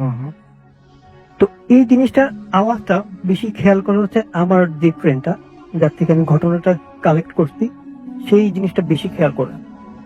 তো একটা জিনিস বলিনি রাসেল ভাই, যে ওই হিন্দু যে ছেলেটা ছিল, সেই ছেলেটা কিন্তু কখনো প্যারানর্মাল কোনো বিষয় সে কখনো প্রেপ করে নাই। তো তার এইসব বিষয় মানে জিনিস কখনো বিশ্বাসী হয় না, আর সে মানে মানে খুব সাহসী একটা মানুষ। তো এই কথা শোনার পর তার কাছে ব্যাপারটা একটু হাস্যকর মনে হয়েছে, আর তাকে বলছে যে মানে তাদের মধ্যেই মানে ব্যাপারটা একটু হাসাহাসি করে বলছে যে তোর কি মনে হয় যে জিনরা এতই পরিষ্কার যে একদম জুতা পরে হাঁটাহাঁটি করবে, বাথরুমে যাবে জুতা পরে, বাথরুম থেকে বের হবে জুতা পরে, এতই পরিষ্কার ওরা? মানে একটু মজা করে বলছে, উড়াই দিচ্ছে কথাটা। তো ঠিক আছে, ও বুঝে নিচ্ছে যে আচ্ছা ঠিক আছে, আমার শোনায় মানে শুনতে ভুল হয়েছে হয়তো। তো তারপরে আমার ফ্রেন্ড তার কিছুদিন পরে যে জিনিসটা মানে একটা স্বপ্ন সে দেখতো, হঠাৎ করে একটা স্বপ্ন সে দেখা শুরু করছে। স্বপ্নটা এমন ছিল যে তারা যে ফ্লোরে শুয়ে থাকে, যে ফ্লোর তাদের কোনো খাট ছিল না, ফ্লোরে তারা বেড করে শুয়ে থাকতো। তো ওই মানে তারা দুইজন বাকি যে দুজন ফ্রেন্ড তারা একসাথে শুইতো, আর সে একটু আলাদা হয়ে শুইতো আর কি। তো তার পাশে একটু জায়গা খালি ছিল। স্বপ্নে সে দেখতো যে ওই যে মহিলাটা, যারা যে মানে বাসা যখন দেখতে আসছে তখন যে মহিলাটাকে শুয়ে থাকতে দেখছিল, সেই মহিলাটা সেম জামা পরা, হ্যাঁ, তার দিকে ঘুরে খুব মানে করুণ দৃষ্টিতে তাকায় আছে, মানে এমন ভাবে যেন সে কোন সাহায্যের আবেদন চাচ্ছে। তার মুখটা একদম মলিন ছিল, কিছু একটা বলতে চাচ্ছিল, সে এরকম মানে মুখটা করে আছে। তো স্বপ্নটা যখন দেখছে, তো ঘুম থেকে ওঠার পর এই স্বপ্নটা ওই হিন্দু ফ্রেন্ডটাকে বলছে যে আমি ওরে দেখছি, আমি ওই মহিলাটাকে দেখছি। তো ওই হিন্দু ফ্রেন্ডটা বলছে যে এটা একটা নর্মাল ব্যাপার, আমরা অনেক সময় এরকম স্বপ্নে দেখি, একটা মানুষকে একবার দেখে তাকে আমরা স্বপ্ন দেখতেই পারি, এটা স্বাভাবিক ব্যাপার, এটা যত ঘাবড়ানোর কি আছে। তো আচ্ছা ঠিক আছে, স্বপ্নকে আমি স্বপ্ন ভাবে নিলাম, তারপরে সেটা মানে মানে বাদ দিয়ে দিল, আচ্ছা ঠিক আছে। তো কিন্তু সেকেন্ড দিনই ভাই একদম মানে পরের দিনই সে সেম জিনিসটা আবার দেখলো, যে ওই মহিলাটা তার পাশে শুয়ে আছে, আর পাশে শুয়ে ওরকম ভাবেই মানে করুণ দৃষ্টিতে তাকায় আছে, কিছু একটা বলতে চাচ্ছিল, সাহায্যের আবেদন চাচ্ছিল, মানে এমন একটা মুখ নিয়ে সে শুয়ে আছে। তো সেকেন্ড দিন দেখার পর তার মনে একটা খটকা বাজছে যে আমি ঠিক আছে একদিন দেখলাম ভালো কথা, কিন্তু লাগাতার 2 দিন সেম জিনিস কেন দেখলাম? তখন তার মনে হয়েছে যে আমাকে কোনো মেসেজ দেওয়া হচ্ছে, বা আমাকে কি কোনো এই স্বপ্নের মাধ্যমে কিছু বোঝানো হচ্ছে যে এই বাসায় কিছু আছে বা কিছু ঘটতে চলছে আমাদের সাথে, এমন কোনো মেসেজ আমাকে দেওয়া হচ্ছে কিনা। তো সেই দিন মানে সেই স্বপ্নটা মানে তার ফ্রেন্ডকে বলে নাই, কারণ ওরা সবসময় মজা করে উড়ায় দেয় সবকিছু। একদম তার পরের দিন মানে থার্ড দিন, মানে লাগাতার 3 দিন এই স্বপ্নটা দেখলো আর কি। তৃতীয় দিন যে স্বপ্নটা দেখছে যে সেই মহিলাটা সেভাবেই শুয়ে আছে, মানে তার দিকে ওইভাবেই তাকায় আছে, কিন্তু যে জিনিসটা অতিরিক্ত দেখছে সেটা হচ্ছে তার পায়ের সামনে একটা শূকর দাঁড়ানো ছিল। আচ্ছা, একটা শূকর, খুব আজব ব্যাপার এটা। এটা একটা শূকর দাঁড়ানো ছিল, আর শূকরের হাতে একটা ধারালো অস্ত্র বা এমন কিছু ছিল যেটা দিয়ে মানুষকে আঘাত করলে সে মারা যাবে, এমন কোন ধারালো অস্ত্র ছিল। আর সেই মহিলাটা তার দিকে তাকায় এরকম ভাবে মানে কোন দেশে তার তাকায় ছিল। তো এই দিন স্বপ্নটা দেখে তার ভয় লাগছে যে না, এটার একটা মানে আছে, অবশ্যই এটার একটা মানে আছে, নইলে আমি লাগাতার এরকম ভাবে আমাকে একটা জিনিস বারবার দেখানো, হ্যাঁ, এটার একটা অবশ্যই একটা মানে আছে। তো তার যে একটা ধার্মিক ফ্রেন্ড ছিল, সেই ধার্মিক ফ্রেন্ডটাকে বলতে যে ভাই আমি এরকম জিনিস বারবার দেখতেছি। আর এই মহিলাটাকে যখন আমরা বাসায় আসছিলাম তখন আমরা দুজন এই মহিলাটাকে বাসায় দেখছিলাম, যে এই মহিলাটা বাসায় শুয়ে আছে, আমি সেম জামা কাপড়ে তাকে দেখছি। তো ওই ফ্রেন্ডটা বলতে যে আচ্ছা যেহেতু এটা স্বপ্নের ব্যাপার, স্বপ্নের তাবিরের ব্যাপার, সেহেতু এটা যেমন তোমার একটা ব্যাখ্যা করে দিলে কিন্তু এটা ঠিক হবে না, যেহেতু উল্টাপাল্টা তাবির করলে সেটাও সত্যি হয়ে যেতে পারে। তো এমন কাউকে জিজ্ঞাসা করবো যে স্বপ্নের তাবিরের ব্যাপারে খুব অভিজ্ঞ, এমন কোন হুজুরের কাছে গিয়ে তারপরে সেটা আমরা তার কাছে যদি জানাই, তাহলে সে যেটা বলবে সেই অনুযায়ী আমরা চলতে পারবো, সেটা আমাদের জন্য ভালো হবে। তো তখন তারা হয়তো কাউকে পায় না এরকম ভাবে, তো সেটা শেয়ার করা হয় নাই অল্প সময়ের মধ্যে। তো কিছুদিনের মধ্যে মানে তারা হোস্টেলটা মানে ছুটিতে পায়, একটা ছুটিতে তারা হোস্টেলটা ছেড়ে যার যার বাসা চলে যায়। যার যার বাসা চলে যাওয়ার পর যখন তাদের ছুটিটা শেষ হয়, তখন ওই যে তাদের হিন্দু একটা ফ্রেন্ড ছিল তাদের মধ্যে, সেই হিন্দু ফ্রেন্ডটা মানে একদিন আগে চলে আসে। তাদের একদিন আগে চলে আসে, হয়তো টিকিটের কোনো সমস্যার কারণে বা যে কোনো একটা সমস্যার কারণে বাকি দুজন একটু পরে লেট করে আসে, বাকি সে একদিন আগে চলে আসে। তো হোস্টেলে চলে আসার পর বা তার রুমে চলে আসার পর সে রুম টুম গোছগাছ করে তারপরে নিজের মতো কাজ করতেছিল। সন্ধ্যার দিকে সে পড়তেছিল, তার পড়ার টেবিলে পড়তেছিল। সে খেয়াল করতে যে তার রুমে কেউ আলতো করে নক করতেছে, তার রুমের গেটে কেউ নক করতেছে। তো স্বাভাবিক সে গেল, যে কোনো নক করতেই পারে বাসায়, যদিও কোনো হয়তো দারুণ হতে পারে, বাড়িওয়ালা হতে পারে, যদিও এখানে কেউ থাকে না, বাট হতে পারে কেউ। তো নর্মালি ব্যাপারটা নিয়ে সে গেটের সামনে গেল, গেট খুলে যেটা দেখলো এই সেই মহিলা, যে মহিলাকে সে মানে বাসায় যেদিন ঢুকছিল, সে যেই মহিলাকে শুয়ে থাকতে দিচ্ছিল, এটাই সেই মহিলা। সেই মহিলা এসে তার কাছে মানে কান্না কান্না করে বলতেছে যে বাবা, আমার ছেলে এখনো বাসায় আসে না, ও এখন বাসায় আসতেছে না, ওর একটু খুঁজে বের করো, ওর একটু খুঁজে বের করো। এটা বলে ওই মহিলা সিঁড়ি দিয়ে নিচে দৌড় দিছে। আচ্ছা। তো ওই মানে ওই ছেলেটা মানে কোনো কিছু চিন্তা করে না যে আমি কি যাব নাকি যাব না, বা এই মহিলাটাকে আমার ফ্রেন্ড স্বপ্ন দেখছে। আর সেদিনও আমি দেখলাম মানে তার ভিতরে ওই প্রশ্নগুলোর থেকে বেশি আসতেছিল যে মানবতার খাতিরে আমি চলে যাই, আমি তাকে সাহায্য করি, ছেলেটাকে খুঁজে বের করি। তো ওই মহিলাটার পিছনে পিছনে যাচ্ছিল সে, তাদের মধ্যে মানে পার্থক্যটা বেশি ছিল না, মানে সে এতটুকু পার্থক্য ছিল যে সে যদি গেট থেকে বের হয়ে মানে এদিক সেদিক তাকায় তাহলে ওই মহিলাটাকে দেখতে পারবে আর তাকে ফলো করতে পারবে যে সেই মহিলাটা কোন দিকে যাচ্ছে। তো সে ওই মহিলাটার পিছন পিছনে দৌড়ালো, দৌড়িয়ে সে যখন রাস্তায় নামলো, রাস্তায় নামার পর দেখলো যে আশেপাশে খুব মানে একদমই খালি জায়গা, সেখানে আশেপাশে ওই বাসার আশেপাশে কোনো গলিও নাই যে সে ঘুরে চলে যাবে, একটা লম্বা রুট, কোনো জায়গায় মহিলাকে দেখলো না। তো সে ফিরে আসলো, ফিরে আসার পর দারোয়ানকে জিজ্ঞাসা করলো যে আচ্ছা চাচা, আপনি কি এখানে কোনো মহিলাকে দৌড়ায় যেতে দেখছেন কিনা? তো তখন চাচা তাকে বলছে না, আমি কাউকে দেখিনি, আমি ভাবছি যে তুমি হয়তো কোনো প্রয়োজনে নিজে দৌড়ায় চলে গেছো, হয়তো কোনো প্রয়োজন। কিন্তু চাচা জানতো, মানে দারোয়ান চাচা জানতো এই বাসায় কি হয়েছিল বা এখন পর্যন্ত কোনো সমস্যা আছে কিনা।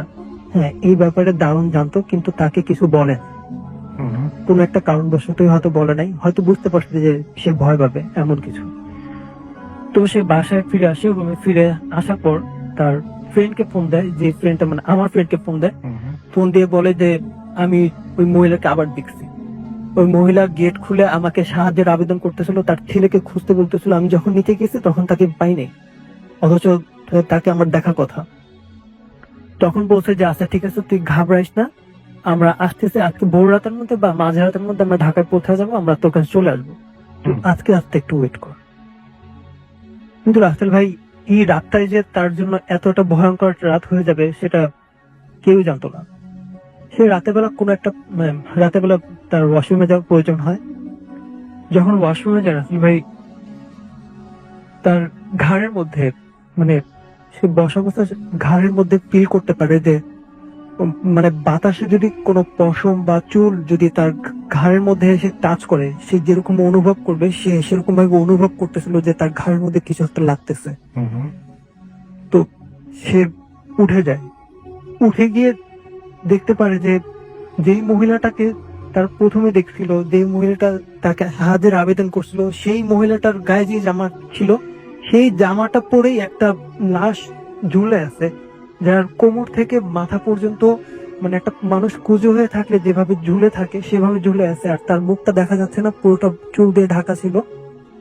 সে সহ্য করতে পারতেছিল না, সে যতই সাহস হোক সে সহ্য করতে পারতেছিল না। কিন্তু অল্প তাকানোর মধ্যে সেই যেটা দেখছে সেটা তার ওই মহিলার গলার মধ্যে, খুব মোটা করে একটা মানে রক্ত জমাট হয়ে থাকলে যেরকম দাগ হয়ে থাকে সেরকম একটা দাগ হয়েছিল। আচ্ছা। তো ভাগ্য বলে যে ও সেন্সলেস হয়ে যায় নাই, ওর সাহস ছিল, সেন্সলেস হয়ে যায় নাই। ও রুম থেকে বের হয়ে খুব দ্রুত বাসা থেকে নেমে কোন একটা টঙের দোকানে গিয়ে সে সিগারেট মিগারেট খেয়ে মানে নিজেকে একটু রিকভার করার চেষ্টা করতেছে, মানে একটু সান্ত্বনা দেওয়ার চেষ্টা করতেছে যে আমি ঠিক আছে, যা দেখছি ওকে, বাট এখন আমি ঠিক আছে, মানে নিজেকে একটু সান্ত্বনা দিচ্ছে। তো রাতের বেলা মানে ভোর রাতের বেলা ওর ফ্রেন্ডরা আসছে, ওর ফ্রেন্ডরা আসার পর ও দেখছে যে রাস্তার মধ্যে ঘুরতেছে, বাসায় নাই, ও রাস্তার মধ্যে ঘোরাফেরা করতেছে। তো বলতে যে কি ব্যাপার, তুই এখানে কেন এত সকালবেলা? তুই তো এত সকালবেলা ঘুম থেকে কোথার মানুষও না, তুই এত সকালবেলা এখানে কেন? পরে বলতে যে গতকাল আমার সাথে এগুলো হয়েছে। আমরা যাকে বাসায় এসে দেখলাম, যে মহিলাটাকে দেখছিলাম, সেই মহিলাটাকে আমি লাশ হয়ে ঝুলে থাকতে দেখছি ওয়াশরুমে আমার পিছনে, তার চুল আমার ঘাড়ে এসে লাগছে।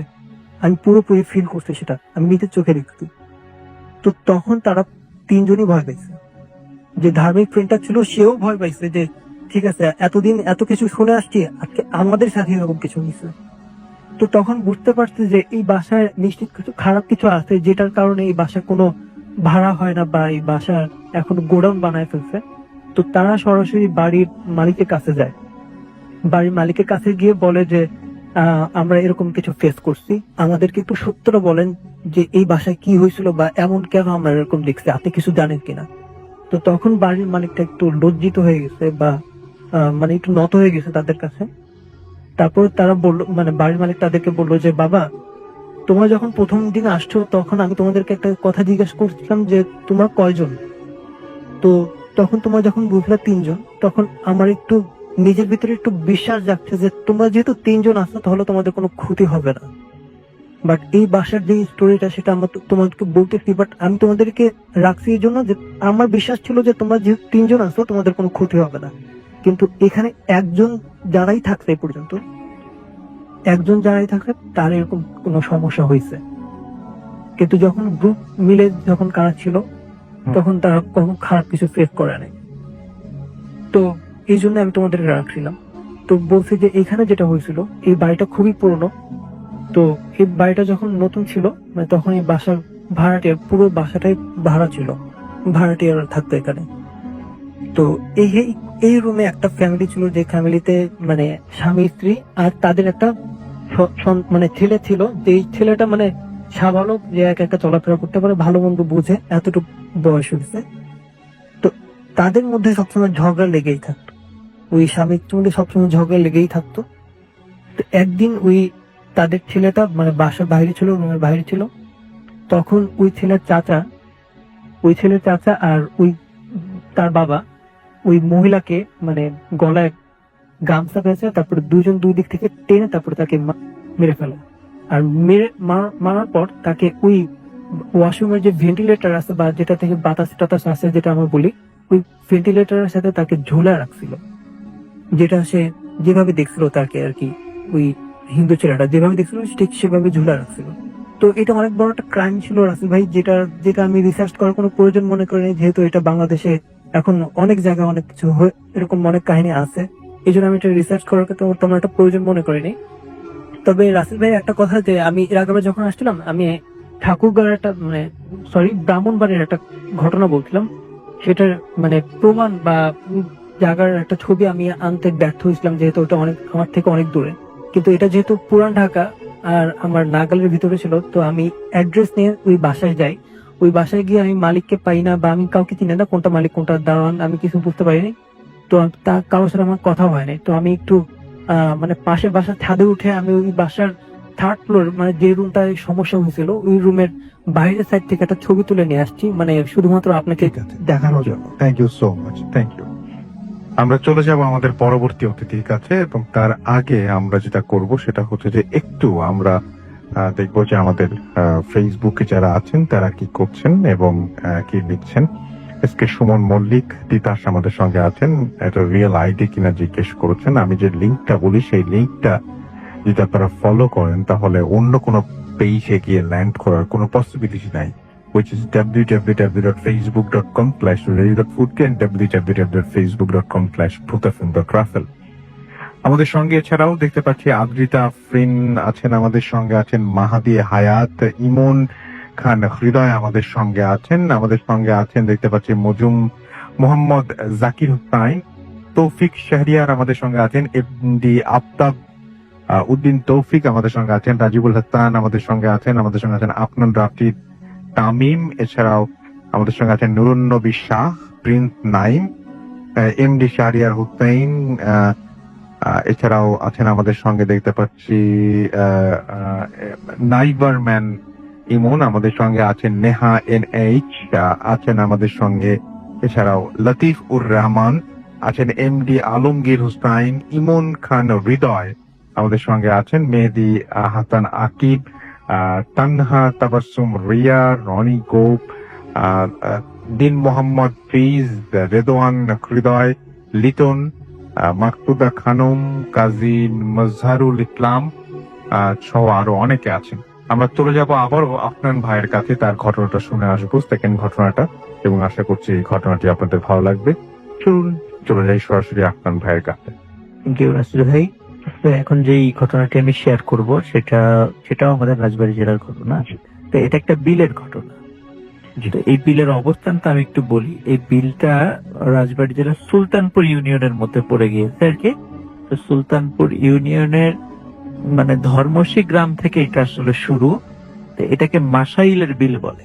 জি, এটা অনেক বড় বিল, কিন্তু মানে এমনি শুষ্ক মৌসুমে এটা অতটা বোঝা যায় না, কারণ সেখানে চাষাবাদ হয়। কিন্তু বর্ষাকালে, এই যে কিছুদিন পর থেকেই যেটা শুরু হবে বর্ষাকাল, তখন অনেক মানে এত সুন্দর পরিবেশ, এবং ওখানে যেই বাড়িঘর গুলো আছে মানে দ্বীপের মতো দেখা যায়, মনে হয় যে একটা সমুদ্রে অনেকগুলো দ্বীপ এরকম মনে হয়। খুবই সুন্দর একটা পরিবেশ আর কি ওখানে। তো আমি নিজেও ওই বর্ষাকালে আমি সেখানে গিয়েছিলাম, খুব ভালো লেগেছিল। এখন আমি ওই বিল রিলেটেড একটা ঘটনা আমি আপনাদের শেয়ার করব। তো ওখানে এই ঘটনাটি আসলে আমি ফার্স্ট যে ঘটনাটি বলেছিলাম ওই যে ৮৬ বা ৮৭ সালের দিকে, এই ঘটনাটি ঠিক একই সময়ের দিকের ঘটনা। তো ওখানে নাসির নামে একটা ছেলে ছিল। তো ওদের বাসা ওই ওখান থেকে আরেকটু এগিয়ে গিয়ে একটা গ্রাম আছে, এটাকে আমার এই মুহূর্তে নাম মনে করতে পারছি না আর কি। তো যাই হোক, তো মনে পড়েছে বেলেশ্বর নামে একটা গ্রাম আছে ওখানে। তো ওই বেলেশ্বর গ্রামের নাসির নামে একটা ছেলে ছিল। তো ওদের বাড়িতে কিছু আত্মীয় স্বজন এসেছিল রমজান মাসে। এটা ওই সময়টাও ছিল রাসেল ভাই রমজান মাস, বর্ষাকাল। তো রমজান মাসে যখন এসেছিল, তখন রমজান মাসে আসার পরে তো ওদের একটা প্ল্যান ছিল যে যেহেতু আমরা এক সময় একটা আসলাম, তাহলে একটা কাজ করি, আমরা সারাটা দিন যদি একটু বিলে নৌকা নিয়ে একটু ঘোরাঘুরি করি, ইফতারের আগে বাসায় চলে আসবো। এরকম একটা পরিকল্পনা ছিল তাদের। এবং সত্যি তাই, ৩ জন মিলে তারা এক নৌকা নিয়ে ওই বাসাইলের বিল দিয়ে তারা ঘোরাঘুরি করছে আর কি। তো তারা বেরিয়েছে 12টার দিকে। তারা চিন্তা করেছে আবার ঘন্টাখানিক কি করে আমরা ইফতারের আগে মানে আসরের সময় আমরা ফিরে আসবো, এরকম একটা প্ল্যানিং তাদের ছিল। তো ওরা যখন ওখানে ঘোরাঘুরি করছিল, তো যখন ফিরে আসবে, বাসায় ফিরে আসবে, আসরের সময় হয়ে গেছে, ফিরে আসবে, তো তখন হঠাৎ ওই যে একটা দ্বীপের মতো যে ঘর বাড়ি আছে যেখানে একটু উঁচু করে, কারণ বর্ষাকালে ওই ঘর বাড়ি গুলো তাদের তলিয়ে না যায়, এই জন্য মাটি ফেলে ওই উঁচুতে ঘর বাড়ি করা হয় ওখানে। তো ওখানে হঠাৎ করে দেখে যে ২০-২৫ জন লোক ওদেরকে ডাকছে, জোরে জোরে ডাকছে, এই বাবারা এদিকে আসো, এদিকে আসো, আমাদের একটু সমস্যা হয়েছে, এদিকে আসো। তখন ওরা চিন্তা করে যাই দেখি কি সমস্যা। তো ওনারা সেখানে যান। তো যাওয়ার পরে বলছে যে দেখে যে মানে নতুন বিয়ে হয়েছে, সদ্য বিবাহিত একটা দম্পতি আছে, বিবাহের মানে লাল শাড়ি পরা বউ আছে, জামাইও আছে সেখানে। তো বললো যে আমরা তো আসলে ওই পাশে, বললো যে এখান থেকে প্রায় ০.৫ কিলোমিটার বা ১ কিলোমিটার দূরে আর একটা বাড়ি আছে। তো বললো তার একটু সামনেই। তো এখন তো এই নতুন বউর শরীরে অনেক গহনা আছে, ডাকাতি হতে পারে, আমাদের নৌকা একটু সমস্যা হয়েছে, মেরামত করতে সময় লাগবে, তোমরা একটু যদি হেল্প করতে, অন্তত এই হাজবেন্ড ওয়াইফ যারা, এদেরকে একটু আগে আগে পৌঁছিয়ে দিয়ে আসো, সন্ধ্যার আগে পৌঁছে দিলে আমরা পরে যাব। তখন ওনারা চিন্তা করলেন যে ঠিক আছে, যেহেতু ওনারা এইভাবে বলছেন, একটু উপকার করার দরকার। তো ওনারা জাস্ট শুধু, কারণ নৌকাটা ছোট ছিল, ৫ জন ওঠার জন্য যদিও যথেষ্ট ছিল না, তারপরেও মানে ওরা ছিল ৩ জন এবং ওই হাজবেন্ড ওয়াইফ ২ জন, ওদেরকে উঠালো, উঠিয়ে তো বললো যে ঠিক আছে তোমরা চলে যাও। এখন রাসেল ভাই ওই ওনারা যে কোথায় যাবেন এটা জানতো না, শুধু জাস্ট ওই যেই হাজবেন্ড যে ছিল যেখানে ওই মহিলার, তো তাকে জিজ্ঞেস করছিল যে আমরা কোন দিকে যাব। শুধু উনি কোনো কথা বলে না, শুধু হাত দিয়ে সামনে দেখে যে আপনি সামনের দিকে চলেন। তো নৌকা নিয়ে সামনে যাচ্ছে যাচ্ছে যাচ্ছে, অনেকক্ষণ হয়ে যায়। তো ১ কিলোমিটার পার হয়ে গেছে। এদিকে কিন্তু রাসেল ভাই সন্ধ্যা নেমে আসছে, ওরা তো বাসায় গিয়ে ইফতার করবে। সন্ধ্যা নেমে আসছে, কিন্তু পথ আর শেষ হয় না, এবং ওই যে দ্বীপের মতো কোনো ঘর বাড়ির ওরা দেখা পায় না। মনে হচ্ছে যে একটা মানে সমুদ্র বা এমন একটা নদীর মধ্যে তারা পড়েছে যে তার কোনো কুল কিনারা দেখা যাচ্ছে না। তখন ওদের মানে ওরা বলে যে ভাই আমরা আসলে কোন দিকে যাচ্ছি, আমরা তো পথ ভুল করছি না? তখন আবার ওই জামাইটা মানে যেই বর সেজে যিনি ছিলেন সে আবার হাত দিয়ে দেখাচ্ছে সামনে, ওরা সামনের দিকে যাচ্ছে। কিন্তু সামনে যত যায় মনে হচ্ছে যে ওরা কোনো উত্তাল স্রোতের মধ্যে আস্তে আস্তে চলে যাচ্ছে, এবং যতটাই সন্ধ্যা হচ্ছিল মনে হচ্ছে যে নৌকা চালাতে অনেক কষ্ট হচ্ছে এবং নৌকাটা আরো ভারী হয়ে আসছে। এখন ওরা চিন্তা করছে আমরা সারাদিন রোজা আছি, হয়তোবা এই কারণে শরীরের বল কমে গেছে, এই কারণে হতে পারে যে আমাদের ভারী মনে হচ্ছে। কিন্তু আমরা তো আগেও আসছি, মানে যে নাতির যে ছেলেটা বলছে আমি তো এর আগেও বর্ষাকালে যে এরকম স্রোত তো কখনো আমি বা এরকম দেখিনি, ঢেউ তো এরকম কখনো আমি দেখিনি, এখানে তো এরকম ঢেউ হয় না কখনো। তো একটু সন্দেহ লাগে রাসেল ভাই। আচ্ছা। কিন্তু যখন মাগরিবের আজান হয়ে যায়, আজান হওয়ার পর পরই রাসেল ভাই নৌকাটা এমন ভারী হওয়া শুরু হয় যে ওরা তিনজন মিলেও মানে বৈঠা দিয়ে নৌকাটা আগাতে পারছিল না। তখন ওদের বিশেষ করে নাতিরের মনে একটু সন্দেহ লাগে যে কি ব্যাপার, এমন হচ্ছে কেন। জি। তখন মানে ওরা ওই যখন সন্ধ্যা নেমে আসে, সন্ধ্যার পরে ওই নৌকায় যে দুইজন ছিল এতক্ষণ শুধু মানে ওয়াইফের চেহারা দেখা যায় না, বড় ঘোমটা দিয়েছিল, শুধু যে বর বেশে যে ছিল তার চেহারা দেখা যাচ্ছিল আগের দিনের বেলা। রসুল ভাই যখন সন্ধ্যার পরে মানে অদ্ভুত রকমের দুটো চেহারা ওরা আবিষ্কার করলো ওদের নৌকায়। দেখলো নৌকার উপরে। নৌকার উপরে আচ্ছা। যে মানে বধূ বেশে যে মেয়েটি ছিল তার ঘোমটা সে খুলে ফেলেছে, এবং মানে অত্যন্ত কালো এবং বিকট চেহারার একটা মহিলা সে, এবং তার মাথার মানে পুরা মাথার 1/3 জুড়ে মোটা মানে দাগে সিঁদুর দেয়া তার মাথায়। আচ্ছা। এবং ওই যে সাথে যে পরবেশের যে লোকটা ছিল তার চেহারাও বিকট আকার ধারণ করেছে। তখন এরা দুইজন মিলে যে কাজটা করে রাসূল ভাই, ওই বর এবং বধূ বেশে যে ছিল এরা দুজন মিলে ওই তিনজনকে অ্যাটাক করে বসে এবং ধস্তাধস্তি হতে শুরু করে। আচ্ছা। এদিকে রাসূল ভাই যখন ওদের ফ্যামিলির লোকজন এই তিনজনকে খুঁজে না, যখন দেখে যে ইফতার সময় হয়ে গেছে ওরা আসছে না, যখন বিকাল হয়ে গেছে আসছে না, তখনই কিন্তু ওরা চিন্তা করেছে কোনো বিপদে পড়লো না তো, বেড়াতে আসছে দুইটা ছিল, ওরা তো বিপদে পড়ে নাই। ওনারাও রাসূল ভাই একটা নৌকা নিয়ে বের হয়েছিল। আচ্ছা। নৌকা নিয়ে বের হওয়ার পরে তখন ওনারা দূর থেকে, তখন 5 ব্যাটারির লাইট ছিল আর কি, টর্চ লাইট ছিল, দূর থেকে টর্চ মেরে দেখছিল কোথাও দেখা যায় কিনা, এবং আশেপাশের লোকদেরকে জিজ্ঞেস করতে এরকম টাইপের তিনজনকে নৌকা নিয়ে কোথাও দেখেছো? তখন অনেকেই বলেছে যারা ওই মাছ ধরে রাসেল ভাই সন্ধ্যার আগে ফিরে আসছিল, তখন ওনারা বলতেছিল যে হ্যাঁ তিনটা ছেলেকে তো নৌকা নিয়ে যাওয়া দেখলাম। তখন রাসেল ভাই এখানে একটা বিষয়, যারা এসেছে ফিরছে তারা কিন্তু সবাই ওই নৌকায় 3 জনকে দেখেছিল, কিন্তু নৌকায় কিন্তু আসলে 3 জন ছিল না, ছিল 5 জন। কিন্তু যারা ফিরছিল ওরা কিন্তু কেউ নৌকায় 5 জনকে দেখে নাই, দেখেছে 3 জনকে। তখন ওরা যারা ওই এসেছিল তখন জানে যে অনেক সময় বর্ষাকালে এই সমস্ত জায়গায় কিছু ভয়ের ঘটনা ঘটে থাকে, তখন ওরা চিন্তা করেছিল আমাদেরকে আরো দ্রুত সামনের দিকে গিয়ে ওদেরকে খুঁজতে হবে। তখন ভাই অনেক দূরে যখন এসেছে তখন টর্চ যখন মেরেছে তখন দূরে একটা নৌকা ওরা দেখছিল, তখন মনে হচ্ছিল যে 3 জন লোক একটা নৌকায় ধস্তাধস্তি হচ্ছে কেউ কোনো কিছুর সাথে, কিন্তু কার সাথে হচ্ছে সেটা দেখা যাচ্ছে না। তখন ওনারা দ্রুত নৌকা চালিয়ে সেখানে যান এবং 3 জনকে গিয়ে ওখানে অচেতন অবস্থায় পান। এবং আরেকটা জিনিস রাসূল ভাই, ওনারাও ওখানে গিয়ে আবিষ্কার করেন যে সত্যি সত্যি নৌকাটা এমন একটা জায়গায় যে ভয়ঙ্কর ঢেউ সেখানে ছিল, যে কোনো সময় ওই নৌকাটা যদি মানে উল্টিয়ে যায়, মানে ওরা তো অচেতন হয়ে গেছিল, ওরা কিন্তু আর সাঁতার কাটতে পারবে না, ওরা ওখানে মারা যাবে। তখন ওখান থেকে অচেতন অবস্থায় তাদেরকে উদ্ধার করা হয়। পরবর্তীতে তাদের যখন জ্ঞান ফেরে তখন তারা এই সকল ঘটনা খুলে বলে, এবং একজন ভালো আলেমের সাথে যখন এই বিষয়টা নিয়ে তাদেরকে একটু ঝাড়ফুঁক করার জন্য নিয়ে যাওয়া হয়, তখন তারা বলেছিল, মানে ওই আলেম বলেছিলেন যে তোমাদের ভাগ্যটা আসলে ভালো, যে রমজান মাস তো এই কারণে আসলে তোমাদের অতটা ক্ষতি করতে পারে নাই, কিন্তু যদি অন্য সময়টা হতো, এই বর্ষাকালে অন্য সময়টা হতো, এমন একটা জায়গায় তোমাদেরকে নিয়ে গেছিল, ওই জায়গাটা খুব দুষ্টু জিনপরিদের একটা আস্তানা। ওরা মাঝে মাঝে মানুষকে পথ ভুলে ওদিকে নিয়ে যায়। তো তোমরা এই এই সময়ের কারণে, রমজান মাসের কারণে ওরা অতটা তোমাদেরকে ক্ষতি করতে পারে না, আল্লাহ তোমাদেরকে বাঁচিয়ে দিয়েছেন আর কি। তো এরপরে ওরা মোটামুটি এরপরে ওদের সাথে এই ধরনের ঘটনা রাসেল ভাই কখনো ঘটে নাই। এবং মাসাইলের বিলে বর্ষাকালে এরকম বেশ কিছু প্লেস আছে রাসেল ভাই, যেখানে সন্ধ্যার পরে লোকজন কেউ যায় না।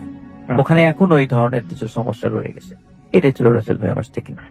অনেক ধন্যবাদ আপনাকে আপনার তীব্র ঘটনা বলার জন্য এবং আমাদেরকে শোনানোর জন্য। Thank you very much.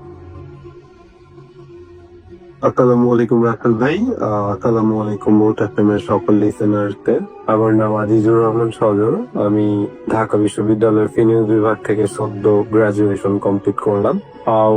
বলে রাখা ভালো, আজকে যে ঘটনাটা শেয়ার করতে যাচ্ছি সেটা হচ্ছে আমার বাসা কেন্দ্রিক। এর আগের ঘটনাটা বলে নেওয়া দরকার। 2008 সালের দিকে আমাদের বাসায় একজন ভাড়াটি আসে, যার নাম আমরা তাকে তাজুল আঙ্কেল বলে চিনতাম। তো ওনার ব্যবহার, আচার আচরণ খুবই অদ্ভুত ছিল।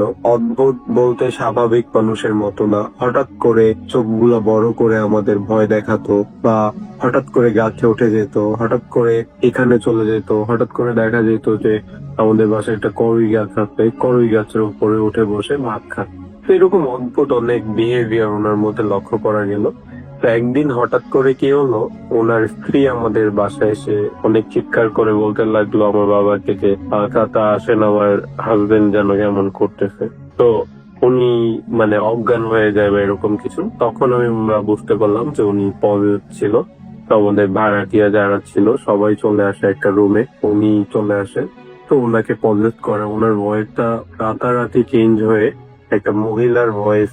আমাদের সবাইকে সালাম দেয়া হলো, আমরা কথা বললাম, আমার বাবা কথা বললো। তো অনেকে অনেক কিছু জানতে চাইলো, সে বললো। বলে যাওয়ার আগে ওই তাজুল আঙ্কেলের পজিটিভ করা ওই পরীটা আমাদের এটা বললো যে আমাদের বাসায় অনেক বেশি রকমের একটা সমস্যা আছে। এখন কি রকম সমস্যা আমার বাবা যখন জানতে চাইলেন, তখন বলা হলো যে আমাদের বাসার উপর দিয়ে জিন বা পরীদের চলাচলের একটা রাস্তা আছে, আমরা যেন কখনো তাদের ডিস্টার্ব না করি, তাহলে আমাদের ক্ষতি হতে পারে। আর যদি ডিস্টার্ব না করি তাহলে তারা আমাদের কখনো কোনো ক্ষতি করবে না।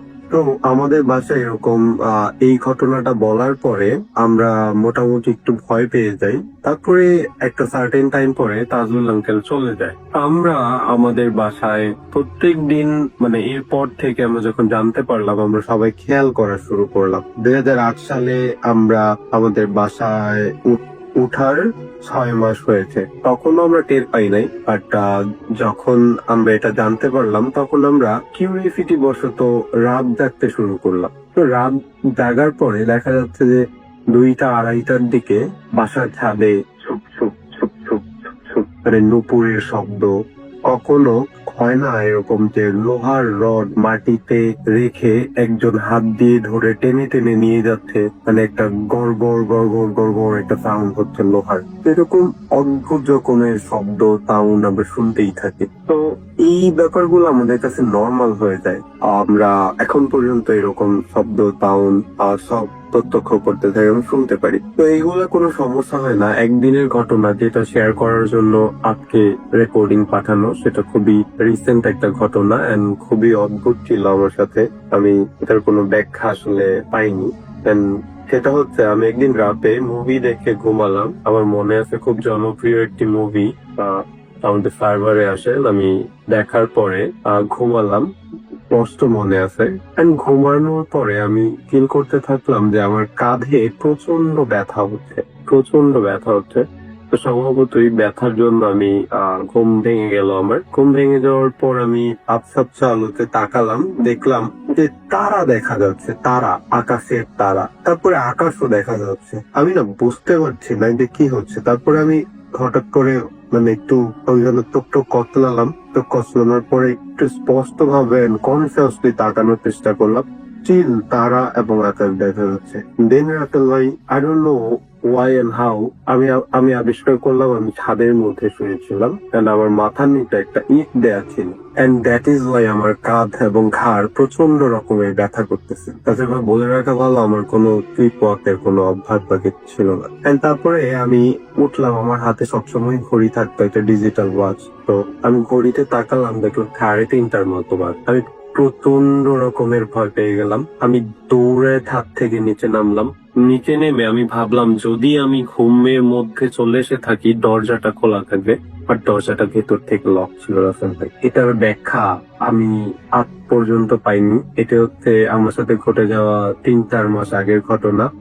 তারও কিছুদিন আগে আরেকটা অদ্ভুত ঘটনা ঘটে। সেটা হচ্ছে যে আমরা যেহেতু সবসময় শব্দ শুনতাম বা কেউ কেউ কিছু কিছু অনুভব করতে পারতো, তো আমরা বিশ্বাস করতাম যে হয়তো আমাদের বাড়িতে কোনো সমস্যা আছে বা কোন রকমের অ্যাবনর্মালিটি আছে। তো আমরা কি করতাম যে অনেক কিছু দেখে ফেললেও বা অনেক আনসার্টিন বা অ্যাবনর্মাল কিছু হইলেও আমরা সেটাকে ইগনোর করতাম। তো একটা দিন আমি হচ্ছে রাতের বেলা ফোনে কথা বলতে ছাদে যাই।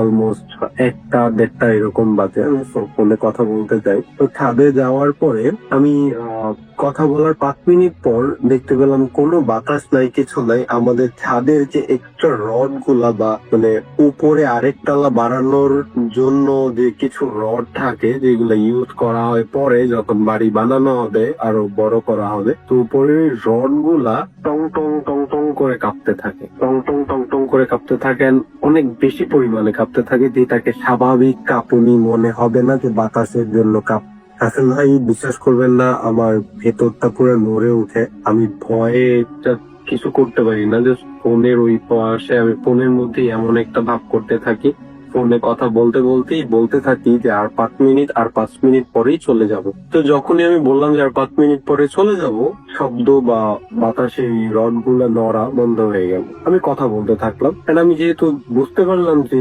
আমাদের বাসায় একটু মানে অ্যাবনর্মালিটি আছে বা আমাদের তো এখন পর্যন্ত কোনো ক্ষতি করে নেই, তো ওই ভরসায় আমি কথা বলতে থাকলাম। আমার খেয়াল ছিল না কতক্ষণ কথা বললাম। ঠিক 10 মিনিট বা 15 মিনিট পরে মানে আবার টং টং টং টং টং টং করে শব্দ শুরু হয়। তখন আমি আসলে বুঝতে পারলাম যে আসলে আমার বুঝতে এখন চলে যাওয়া উচিত। তো আমি কোনো কিছু করলাম না, ফোনটা পকেটে নিয়ে সুন্দর করে ছাদ থেকে নেমে চলে আসলাম। রাতের ভাই এছাড়াও আমাদের বাড়িতে অনেক রকমের ঘটনা, আরো কিছু প্রত্যক্ষ জিনিসপত্র হয়েছে। আজকে সময়ের অভাবে বলতে পারলাম না। যদি আমার ঘটনা আপনার একটু পছন্দ হয়ে থাকে, আপনি আমাকে কল করতে পারবেন, আপনি আমাকে টেক্সট দিতে পারবেন। তবু কেমন আপনি ভোটার পেলেন জন্য। আমরা চলে যাচ্ছি আমাদের আরো একজন নতুন অতিথির কাছে। আপনার নামটা প্লিজ একটু বলবেন, তারপর আপনার ঘটনায় যাবো আমরা।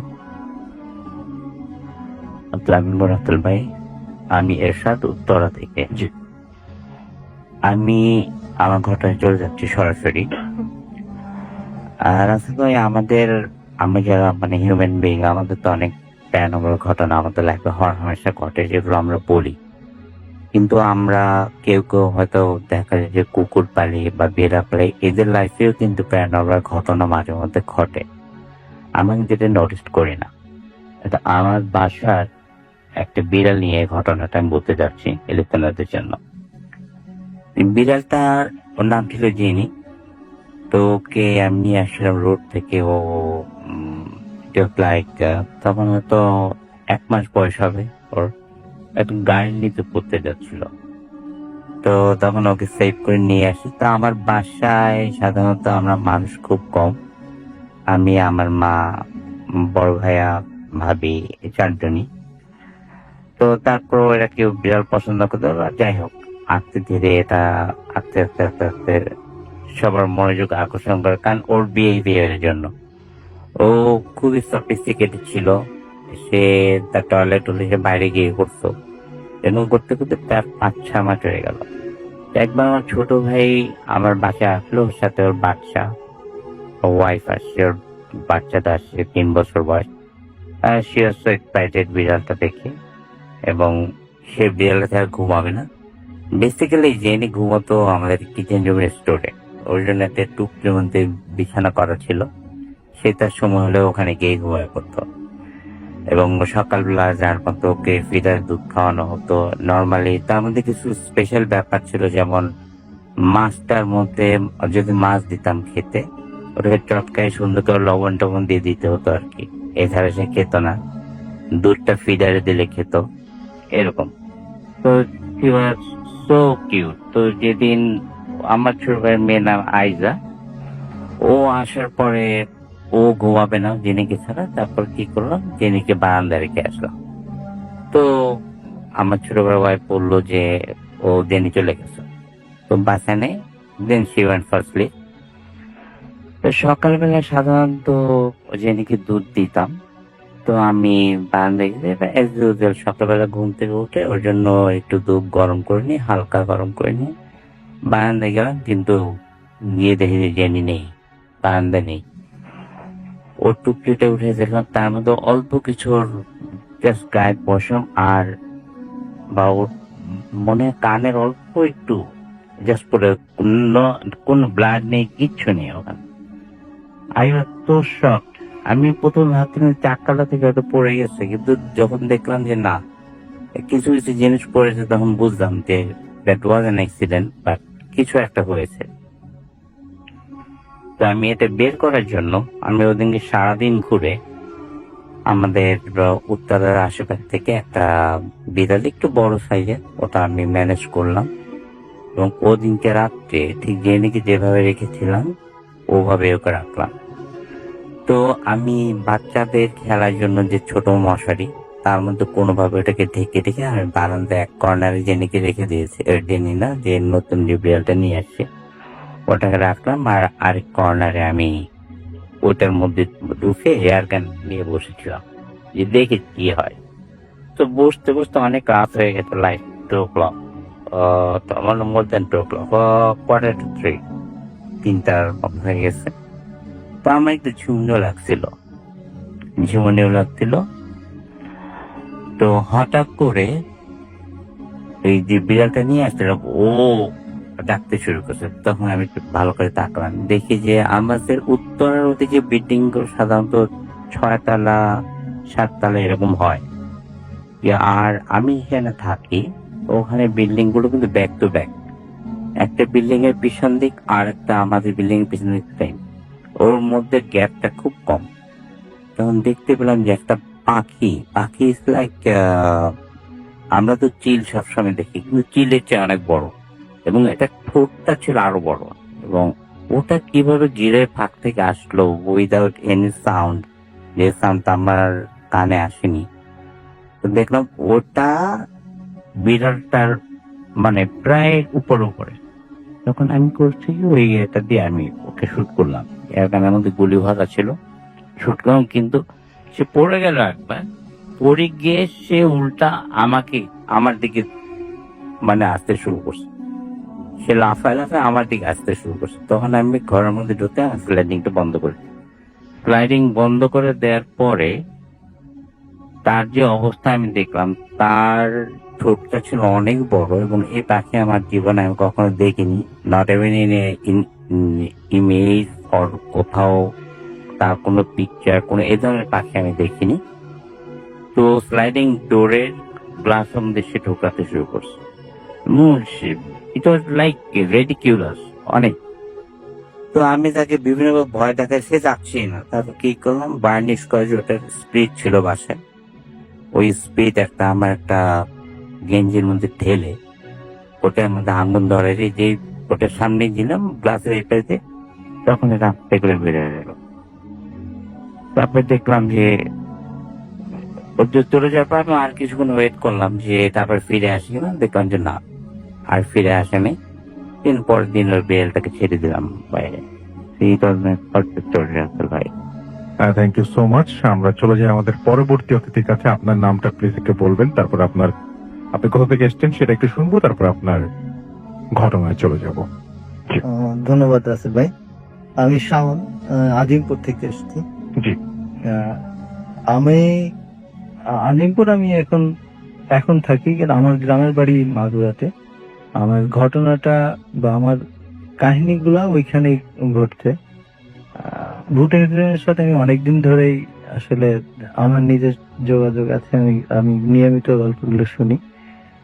আর এই মধ্যে দিয়ে আমার মনে হলো যে না, আমি আপনাদের সাথে আমার গল্পগুলো শেয়ার করতে জি, চাই। আমরা ঘটনায় চলে যাই তাহলে। হ্যাঁ, আমাদের আমাদের বাড়িতে আমাদের যে ঘটনাটা, সেটা আমার বাড়ির আশেপাশের বিভিন্ন জায়গাকে কেন্দ্র করেই আসলে এই ঘটনাগুলো ঘটেছে। আমাদের বাড়ির আশেপাশে খুব বড় বড় গাছ একটা সময় ছিল। আমি যখন ছোট ছিলাম তখন দেখতাম অনেক অনেক অনেক পুরাতন গাছগুলো আমাদের গ্রামের বিভিন্ন জায়গায় ছিল। আর যেটা আমরা আমাদের বাড়িতে দেখেছি, যে আমাদের বাড়ির একটা পারিবারিক গোরস্থান আছে, এবং গোরস্থানের সাইড দিয়ে আপনার বড় বড় কাঁঠাল গাছ, আম গাছ, বাঁশ বাগান, এমনকি বড় বড় দুটা তেঁতুল গাছও ছিল। আমাদের বাড়িতে চারপাশ দিয়ে যেভাবে গাছগাছালি ছিল, আমাদের বাড়িটা একটু উঁচু জায়গাতে, সেখানে দেখা যেত যে আপনার মানে একদমই সন্ধ্যার পরপরই একদমই চারপাশে অন্ধকার হয়ে আসতো। জি, মানে তেমন ভাবে আসতো না, সূর্যের আলোটা সেভাবে পড়তো না। এখন অবশ্য যে জায়গাটা একটু চেঞ্জ আসছে, কিন্তু যখন এমন আমরা ছোটবেলায় ছিলাম, আমরা ওই আম গাছ বা আমের সময়, আম বা কাঁঠালের সময় যে ঝড় টড় হতো, আমরা ওইটা কুড়াইতে যাইতাম, এরকম ব্যাপারগুলো হতো।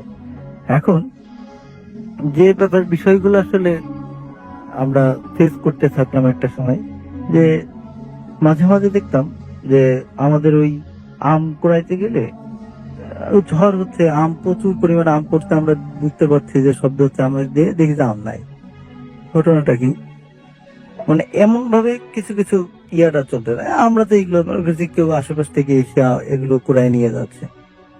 আহ এরপর থেকে আর কিছু কিছু দিনে দেখা যেত কেউ আমার কোনো ভাই গেছে আম কুড়াইতে, বা ওই সাইড দিয়ে তো হাঁটা চলা করতেছে, তারা কিছু কিছু শব্দ শুনতে পাচ্ছে, বা মনে হচ্ছে তাদের সাথে সাথে কেউ ঘুরছে এরকমের, বা আশেপাশে লেগে চলাচল করতেছে, এরকমের কিছু কিছু ঘটনা ঘটতে থাকে।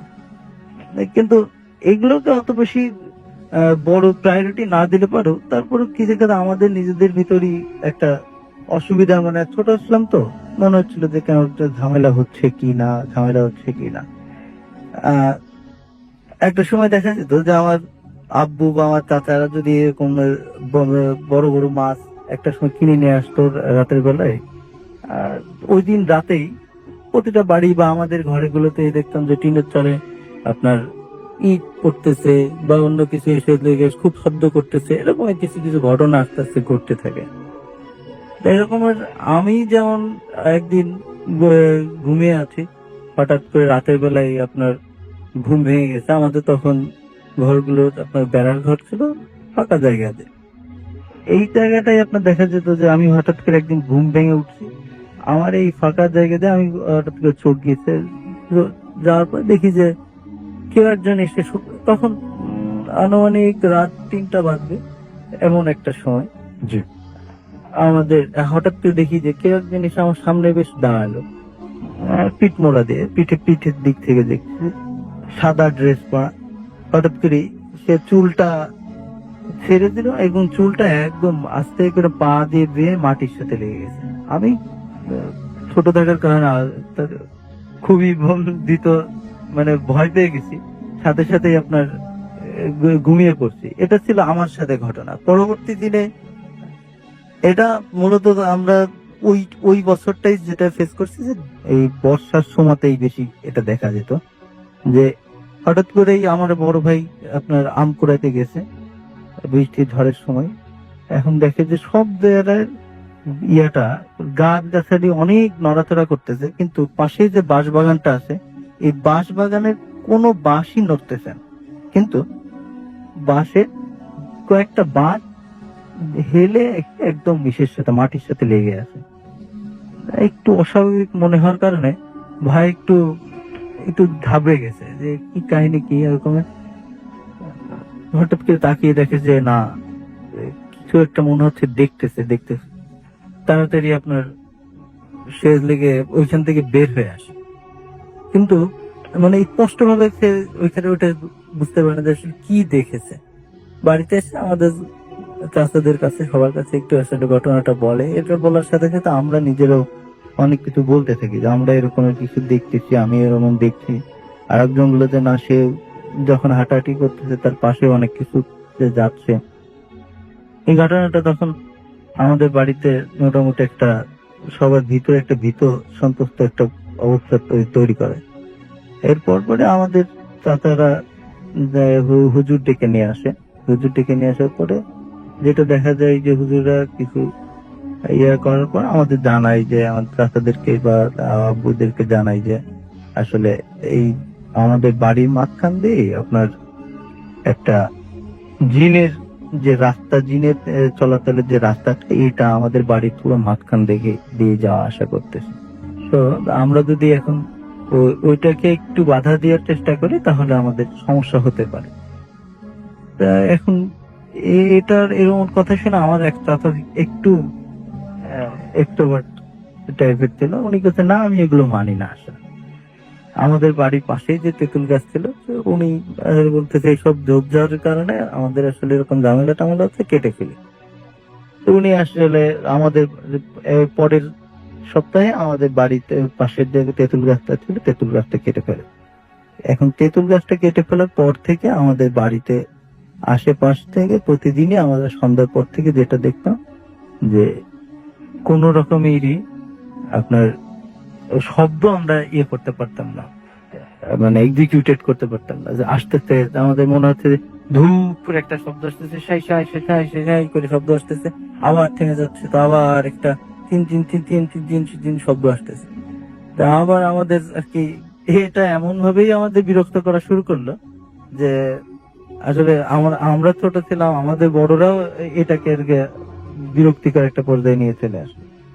এরপরে আবার হুজুরদের ডাকা হলো এবং পরবর্তীতে ওনারা নিজেরাও কিছু বন্ধ দিল, যেটাকে এই যে গ্রামের যেটা হয় যে বিভিন্ন রকম কলমা পড়া বা ছোড়া টোড়া পড়ে চারপাশে একটু ফুট দিয়ে দেন আর কি কিছু তাবিজটা চারপাশে দিয়ে দিল। এরপর থেকে আস্তে আস্তে আস্তে আস্তে আমাদের এই প্রভাবটা কেটে গেল। এখন আপাতত আমাদের বাড়িতে যে আশেপাশে বড় বড় গাছগুলো ছিল সব কেটে ফেলা দিয়ে হয়েছে এবং মোটামুটি ফাঁকা একটা জায়গায় অবস্থান করতেছে। এই ছিল আমাদের বাড়ির অবস্থাটা। এখন সেখান থেকে আমরা আর কি কিছুটা হলে পরিত্রাণ পেয়েছি। ধন্যবাদ, থ্যাংক ইউ সো মাচ। আমরা চলে যাব আমাদের শেষ অতিথির কাছে। আপনার নামটা একটু প্লিজ বলবেন, আপনি কোথা থেকে এসেছেন, কাছ থেকে বলতে হবে একটু। জি বলুন। রাসেল ভাই, থ্যাংক ইউ। আমি ফারহান from উত্তরা। জি। আমি আজকে যে স্টোরিটা বলবো এটা আমার এক ফ্রেন্ডের কাছ থেকে শোনা। আমি ওর নামটা একটু বলতে যাচ্ছি রাসেল ভাই। ওর নাম হচ্ছে সুপ্রিয়। তো আমার স্টোরিটা হচ্ছে এরকমের, ও আমার ফ্রেন্ড যখন ভার্সিটিতে পড়তো, ও ইস্ট ইউনিভার্সিটির স্টুডেন্ট ছিল। তো ওরা একটা ফ্ল্যাটে 3টা ফ্রেন্ড মিলে থাকতো। তো সাডেনলি ওরা বাসায় ওঠার 2-3 দিনের মাথায় ওদের ওই 3 জনের ভিতরে একজন যে আপনার মানে রাতের বেলা শুতে গেছে, তো হঠাৎ করে ওর মানে চোখে এরকম একটা ফিল হয়েছে যে ও কাউকে, একজন বয়স্ক বৃদ্ধ মহিলা যে একজন সাদা কাপড় পরে বসে আছে। তো ঘুম ঘুম চোখে ফার্স্ট টাইম ও জিনিসটা ওইভাবে নোটিস করতে পারেনি, ও ঘুমায় গেছে। সেকেন্ডে তো যেটা হয়েছে সেম জিনিসটা ও আবার ফিল করছে। ফিল করার পরে ও পরের দিন ঘুম থেকে উঠে বাকি যেই দুজন ছিল, আমার ফ্রেন্ড এবং আরেকজন, ওদের সাথে ঘটনাটা শেয়ার করলো। শেয়ার করার পরে ওরা জিনিসটা আসলে ওইভাবে নেয়নি, ওরা ফান মনে করছে, ফান মনে করে ওই ফ্রেন্ডের সাথে মজা করছে। তো এর কিছুদিন পরে যেটা হলো, এরপরে কন্টিনিউয়াসলি ওই ফ্রেন্ডের সাথে এই ঘটনাটা প্রতিনিয়ত ঘটতে থাকে এবং ও অনেক ভয় পেতে থাকে, বাট ও জিনিসটা কারোর সাথে এক্সপোজ করতে পারে না, শেয়ার করতে পারে না, বিকজ সবাই ওর সাথে মজা করছে। এরপর যেটা ঘটেছে, এরপরে ওর হঠাৎ করে খুব জ্বর চলে আসে। জ্বর চলে আসায় ও ওর গ্রামের বাড়িতে মুভ করে। দেন বাসায় বাকি থাকে 2 জন। তো এই 2 জন, বাসায় রুমও 2টা আছে ভাই। তো 2 জন 2 রুমে শুতে গেছে। তো আমার যে ফ্রেন্ড সুপ্রিয়, ওর সাথে ঘটনাটা ঘটছে। তো ও জিনিসটা আবার ফেস করছে। ও দেখতেছে সেই যে এরকম একজন বৃদ্ধ মহিলা বসে আছে এবং ওর দিকে বড় বড় চোখ করে তাকিয়ে আছে। তো খুব স্ক্যার্ড হয়ে যায়, খুব ভয় পায়। দেন পরের দিন বাকি যে আরেকটা ফ্রেন্ড ছিল ওর সাথে ঘটনাটা শেয়ার করে এবং ওরা দুজন মিলে নিজেদের ভিতর ডিসকাস করে ওর পাশের ফ্ল্যাটে যারা থাকতো, আমি আরেকটা নাম মেনশন করতে যাচ্ছি, রাসেল ভাই, জান্নাত, আমার ফ্রেন্ডের ফ্রেন্ড। তো ওর সাথে ঘটনা শেয়ার করার পরে ও বলতেছে, আমি আসলে তোমাকে এই ব্যাপারে কিছু বলতে পারবো না, তুমি তোমাদের পাশে যে বুয়া কাজ করে বুয়ার কাছে জিজ্ঞেস করলে তুমি বেটার কিছু জানতে পারবা। দেন ও ওই ওদের বাসার বউর কাছে জিজ্ঞেস করে, দেন বউর কাছে জিজ্ঞেস করে যেটা জানতে পারে সেটা এরকম ছিল যে ওই বাসায় আগে একজন বৃদ্ধ মহিলা থাকতো, উনি বৌদ্ধ ধর্মের ছিলেন। তো উনি ওখানে প্রতিনিয়ত পূজা করতেন। তো একদিন পূজা করা অবস্থায় উনি ওখানে সাডেনলি মারা যায়। তো এরপর থেকে যারাই ওইখানে আসে, ওই ফ্ল্যাটে আসে, সবাই মোটামুটি অল্প কিছুদিন থাকার পর ওই বাসাটা ছেড়ে দেয়। আচ্ছা, এই ছিল আমার ঘটনা আসলে। থ্যাংক ইউ সো মাচ আপনার ঘটনার জন্য। আমরা যেটা করব সেটা হচ্ছে সরাসরি এখন আরেকটা ঘটনায় চলে যাব, এবং এই ঘটনাটি আমাদের একজন পাঠিয়েছেন, এবং তিনি যদি তার নামটা বলার পারমিশন দেন ডেফিনেটলি আমরা তার নামটাও আপনাদেরকে জানিয়ে দিব, এবং তিনি যেভাবে লিখেছেন আমি সেইভাবেই ঘটনাটি আপনাদেরকে পড়ে শোনানোর চেষ্টা করছি।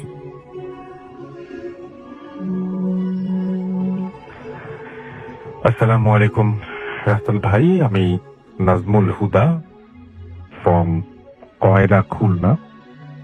আমি বর্তমানে খুলনা বিএল কলেজের ইংরেজি বিভাগের প্রথম বর্ষের ছাত্র। আপনি তো ভালোর দলেই, আর তাই আপনাকে ভালো মন্দ জিজ্ঞেস করলাম না।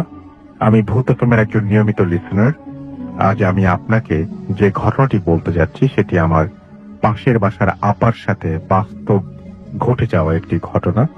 বলে রাখা ভালো যে আমাদের সেই পাশের বাসার আপুটি বিবাহিত। এবার আমি সরাসরি ঘটনায় চলে যাচ্ছি। আমার আপার বাড়ি জামালপুর, আর সেই আপুটার সাথে মাঝে মধ্যে দুলা ভাইয়ের সাথে ঝগড়া হতো, কিন্তু তেমনই একদিন আপুর সাথে দুলা ভাইয়ের ঝগড়া হয়, কিন্তু সেদিন ঝগড়ার মাত্রাটা একটু বেশি হয়, তাই আপু সিদ্ধান্ত নেয় যে গলায় ফাঁসি দিয়ে আত্মহত্যা করবে। যেই কথা সেই কাজ, সে দড়ি নিয়ে গেল তার বাসার পাশে একটি বাগানে, বলা যেতে পারে সেটা একটা ছোট জঙ্গল। সে জঙ্গলে একা একা দড়ি নিয়ে চলে যায়, সে একটা গাছের সাথে দড়ি বেঁধেও ফেলে, আত্মহত্যা করার জন্য প্রিপারেশন নিচ্ছে। ঠিক তখন তার মনে হলো যে একটা ছোট্ট 2 মাস বয়সের মেয়ে আছে, মনে করলো আমি তো মারা যাবো, বা শেষবারের মতো বাচ্চাটাকে একটু দুধ খাইয়ে আসি, আর তো কোনোদিন খাওয়াতে পারবো না। তাই ভেবে সে বাসায় চলে যায় এবং বাচ্চাটিকে দুধ খাওয়ায়। তারপর কেন যেন মনে হলো তার বাচ্চাটিকে একটু গোসল করিয়ে যায়, সে বাচ্চাটিকে গোসলও করালো, তারপর বাচ্চাটাকে আবার খাইয়ে ঘুম পাড়ালো। বাচ্চাটি যখন ঘুমিয়ে পড়ল তখন সে আত্মহত্যা করার জন্য প্রিপারেশন নিল। ঠিক তখন তার কাছে দুলা ভাইয়ের কল আসে। সে প্রথম মনে করে কলটি রিসিভ করবে না, কিন্তু সে কি যেন মনে করে কলটি রিসিভ করে। তখন দুলা ভাই অনেক কান্নাকাটি করে এবং বলে যে তার ভুল হয়েছে, সে যেন তার উপর থেকে সব অভিমান ভুলে যায়। যাই হোক, আপাও সেটা মেনে নেয়, তারপর ডিসাইড করে যে সে সুইসাইড করবে না। কিন্তু এবার ঘটলো আসল ঘটনা। সে তারপর থেকে প্রতিটা মুহূর্তে শুনতে পায় যে কে যেন তাকে বারবার ডাকে, আয়, আসলি না কেন, দেরি হয়ে যাচ্ছে, তোর জন্য আমি আর কতক্ষণ ওয়েট করব, ইত্যাদি। সে একই কথা শুনতে শুনতে বিরক্ত হয়ে ওঠে। সে ডিসাইড করে সে ওইখানে যাবে। যেমন কথা তেমন কাজ, আপু সেইখানে যায়, আর সেইখানে দেখতে পায় যে দড়িটা এখনো ঝুলছে। বলে রাখা ভালো যে আপু যাওয়ার সময় একটি ধারালো দা নিয়ে যায়। সে কিছু না ভেবে দা দিয়ে দড়িটা এক টুকরো করে কেটে ফেলে।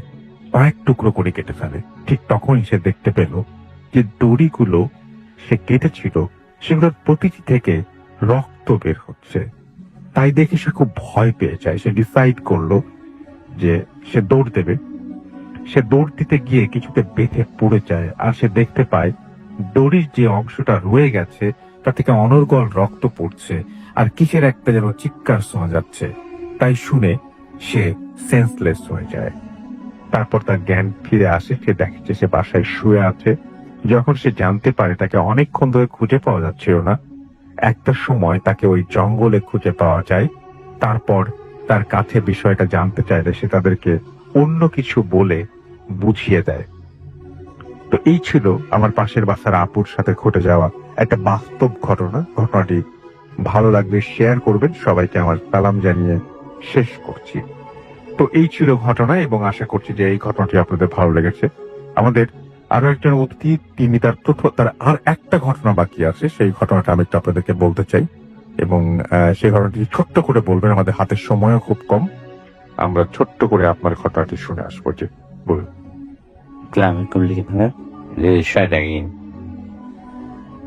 রাসেল ভাই, আমি যেহেতু একজন হোটেলিয়ার এবং প্রি ওপেনিং হোটেলগুলোতে কাজ করি, স্পেসিফিকলি আপনার স্পেসটা বলতে চাচ্ছি না এবং হোটেলের নামটাও বলতে চাচ্ছি না সঙ্গত কারণেই, কারণ it was a pre opening hotel somewhere in Bangladesh. তো এই ঘটনাটা ঘটেছে আপনার 2016 অক্টোবরে। তখন আমাদের একটা টিম, আমরা একটা হোটেল, হোটেল, ওটা ওপেন করতে গেলাম। যাওয়ার পরে সফট ওপেনিং হয়ে গিয়েছে। তখন টোটাল হোটেলের রুম ছিল আপনার 56 রুমস ওয়াজ ওপেনিং। আমরা প্রি ওপেন করলাম 56 রুমের মধ্যে 30টা আমরা ওপেন করলাম সফট ওপেনিং এ। আরগুলো ছোট ছোট কাজ চলতেছিল, ডেকোরেশন চলতেছিল। এর মধ্যে গেস্ট আসানো শুরু হচ্ছে, বিকজ ইট ওয়াজ এ মফস্বল টাউনই বলবো, যদিও ডিভিশন, বাট মফস্বল টাউন বলবো। ওই টাউনে just like a great hotel, সবচেয়ে পশ হোটেল ছিল ওটা। তো তখন ওই হোটেলের 3 তলাতে ওপেনিং এর 4 দিন পরে 3 তলাতে একটা ফ্রেঞ্চ মহিলা আসে, 306 এই নাম্বার রুমে। হোটেলটা রুম গুলো ছিল আপনার ঢুকলে আপনার বাঁ দিকে লকার, ডান দিকে টয়লেট, দেন মেইন রুমের বাঁ দিকে বেড, আর ডান দিকটা ছিল পুরো ওপেন এবং স্লাইডিং ডোর ছিল। স্লাইডিং ডোর গুলো 8 লক করা ছিল। তো মহিলা বাংলাদেশের একটা রিনাউন্ড এনজিওতে কাজ করতেন। তার কাজ ছিল ভোলার দিকে কাজ ছিল। ওখানকার চরে মহিলাদের কি একটা করতেন উনি। তো ওই মহিলা চেক ইন করে হোটেলে লাইক ইস 10 o'clock নাইট। 10 o'clock নাইটে চেক ইন করে তাড়াতাড়ি আবার পরের দিন সকাল 6টার সময় আবার যেতে হবে ভোলা। এই জন্য খুব তাড়াহুড়ো করে উনি অল্প সে ডিনার করে শুরু করেন। তো প্রি ওপেনিং হোটেলে রাতে I was the operation manager over দেয়ার।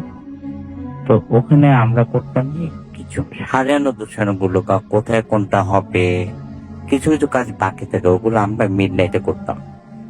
তখন মানে কাজের পরিবেশ ভালো থাকতো, গেস্টের ইয়ে থাকতো না। তো আমি ছিলাম, আমার সাথে হাউসকিপিং এর লোকজন ছিল, রেস্টুরেন্টের কিছু ছিল, প্লাস জিএমও ছিল ওদিনকে। তো আমাদের that was our final day ডেকোরেশনের বা আমাদের সেট আপের। সাডেনলি আমরা সেই 3 তলা থেকে শুনতে পাই যে হেল্প। ওই মহিলা উনি দৌড়ে আসতেছিলেন, মানে ওনার লিফট ইউজ করার টাইম পাননি। উনি সিঁড়ি দিয়ে নাইট গাউন পরা অবস্থায় সে ছুটেতে আসতেছে। তার চোখ মুখ দেখে মানে আতঙ্কে তার চোখ বিস্ফোরতে শুধু বলতেছে, প্লিজ হেল্প মি, সামবডি কাম। তখন আমরা তাকে যখন লবিতে এসে বললো, somebody is in my room, please আমার সাথে তোমরা আসো দেখো আমার রুমে কেউ আছে। কারণ রুমে কিভাবে থাকবে? তো জিএম তাকে জিজ্ঞেস করলো যে এটা তো হাইলি সিকিউরড, আমাদের সিসি ক্যামেরা আছে চারিদিকে, আপনার রুম তো কেউ যায়নি, আর ওই ফ্লোরে অলরেডি আমাদের আরো 3-4 জন গেস্ট আছে। কেননা সে কোনোভাবে শুনতে রাজি না। She was so excited and so afraid. সে আমাদের ওকে ফাইন। আমি আমার জিএম আরো 2-3 জন আমরা তার সাথে রুমে গেলাম। গিয়ে দেখি রুম খুলে দেখলাম যে কিছুই নেই, জাস্ট কিছুই নেই as usual। তখন বললাম কোথায় কে, বলে এখানে না বাইরে। তো যে সাইডটাতে মানে রুমে ঢুকে মেন রুমটার মধ্যে ঢুকলে হাতের ডান দিকে স্লাইডিং ইয়েটা ছিল, তার পাশে যে সানসেট, সে বাইরের দিকে দেখতে, তো বাইরের দিকে তো কিছু নেই। তো আমাদের সিকিউরিটি ম্যানেজার ইনচার্জ যে ছিল তার কাছে টর্চ ছিল, সে মেরে দেখলো চারিদিকে। ওখানে নাইট কার্টেন সরান, নাইট কার্টের পরে পাতলা একটা আপনার পর্দা, ওটা সরালাম, সরাই দেখলাম সবাই বেসিক্যালি স্লাইডিং ডোর করেছে লক করা। তখন মহিলাকে বসলাম, তাকে পানি কারণ বললাম যে কি হয়েছে, তুমি ঘটনাটা বলো।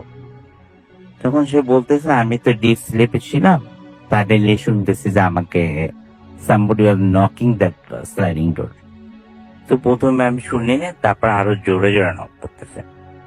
তখন আমি ভাবছিলাম মানে হোটেলের কেউ। আমি প্রথমে ভাবছি যে ডোর নক করতে, তারপর দেখলাম না, ডোর না, স্লাইডিং ডোর। উনি আবার করেছে কি, নাইট কার্টেনটা দিলে তো মনে করেন আপনার পুরো রুমটা তো অন্ধকার হয়ে যায়, বাট উনি নাইট কার্টেনটা সরিয়ে, নাইট কার্টেনের পরে যে আরেকটা আপনার সাদা একটা ফিনি একটা পর্দা ছিল, ওটাকে রেখে জাস্ট মুন লাইট আসা যেন রুমের মধ্যে। তো ওখানে দেখলে এক মহিলা অবয়ব, সে মহিলাটা একটা গাউন পরে আছে, সাদা গাউন পরে মহিলা স্লাইডিং ডোরের মধ্যে নক করতে। ওনার মাথায় তখন আসে নাই যে উনি ফ্রন্ট অফিসে ফোন করবে বা সিকিউরিটিকে ফোন করবে। সে মনে হচ্ছে সামবডি হয়তো পাশের রুমে কেউ আসছে অনেক ডাক্তার, উনি নিজে থেকে উঠে গিয়ে ওটা খুলতে গেছে এবং দেখতেছে যখন ওটার কাছে গিয়েছে, আপনি যখন স্লাইডিং ডোরটার কাছে গেল, দিস হু আর ইউ, তো what you are doing here at midnight. তো মহিলা তখন তার দিকে ফিরে তাকাচ্ছে, তখন উনি দেখলো যে মহিলা লাইফ গান পরা আছে ঠিকই, লম্বা, সে নাকি লম্বা অলমোস্ট 6 ফিট, তার যেখানে মুখটা ছিল ওখানে কিছুই নেই, শুধু মুখের অবয়ব, কিন্তু পুরোটা হোল অ্যান্ড ডার্ক। এটা দেখে সে so excited and afraid, এটা দেখে সে দৌড়ায় নিচে নামছে হেল্প বলতে বলতে। তারপরে এখন সে বলতে আমি এখানে থাকবো না, আমাকে অন্য রুম দাও। তারপর বলতো সে না, আমাকে একজন সাথে দাও, আমি ঘুমাবো, আর কালকে অনেক বড় প্রোগ্রাম আছে। তবে বিইং অ্যান অপারেশন ম্যানেজার, আমি ওই রুমই তার সোফার মধ্যে বসে থাকলাম। উনি 5টা পর্যন্ত ঘুমালেন, তোমার 5টাতে ওয়েক আপ কল ছিল, উঠলো এবং সকালবেলা আমরা এসে চেক আউট হয়ে গেল। এটা হচ্ছে মাই সেকেন্ড স্টোরি আব্দুল ভাই। Thank you so much. আপনার ঘটনার জন্য আপনাকে অনেক ধন্যবাদ।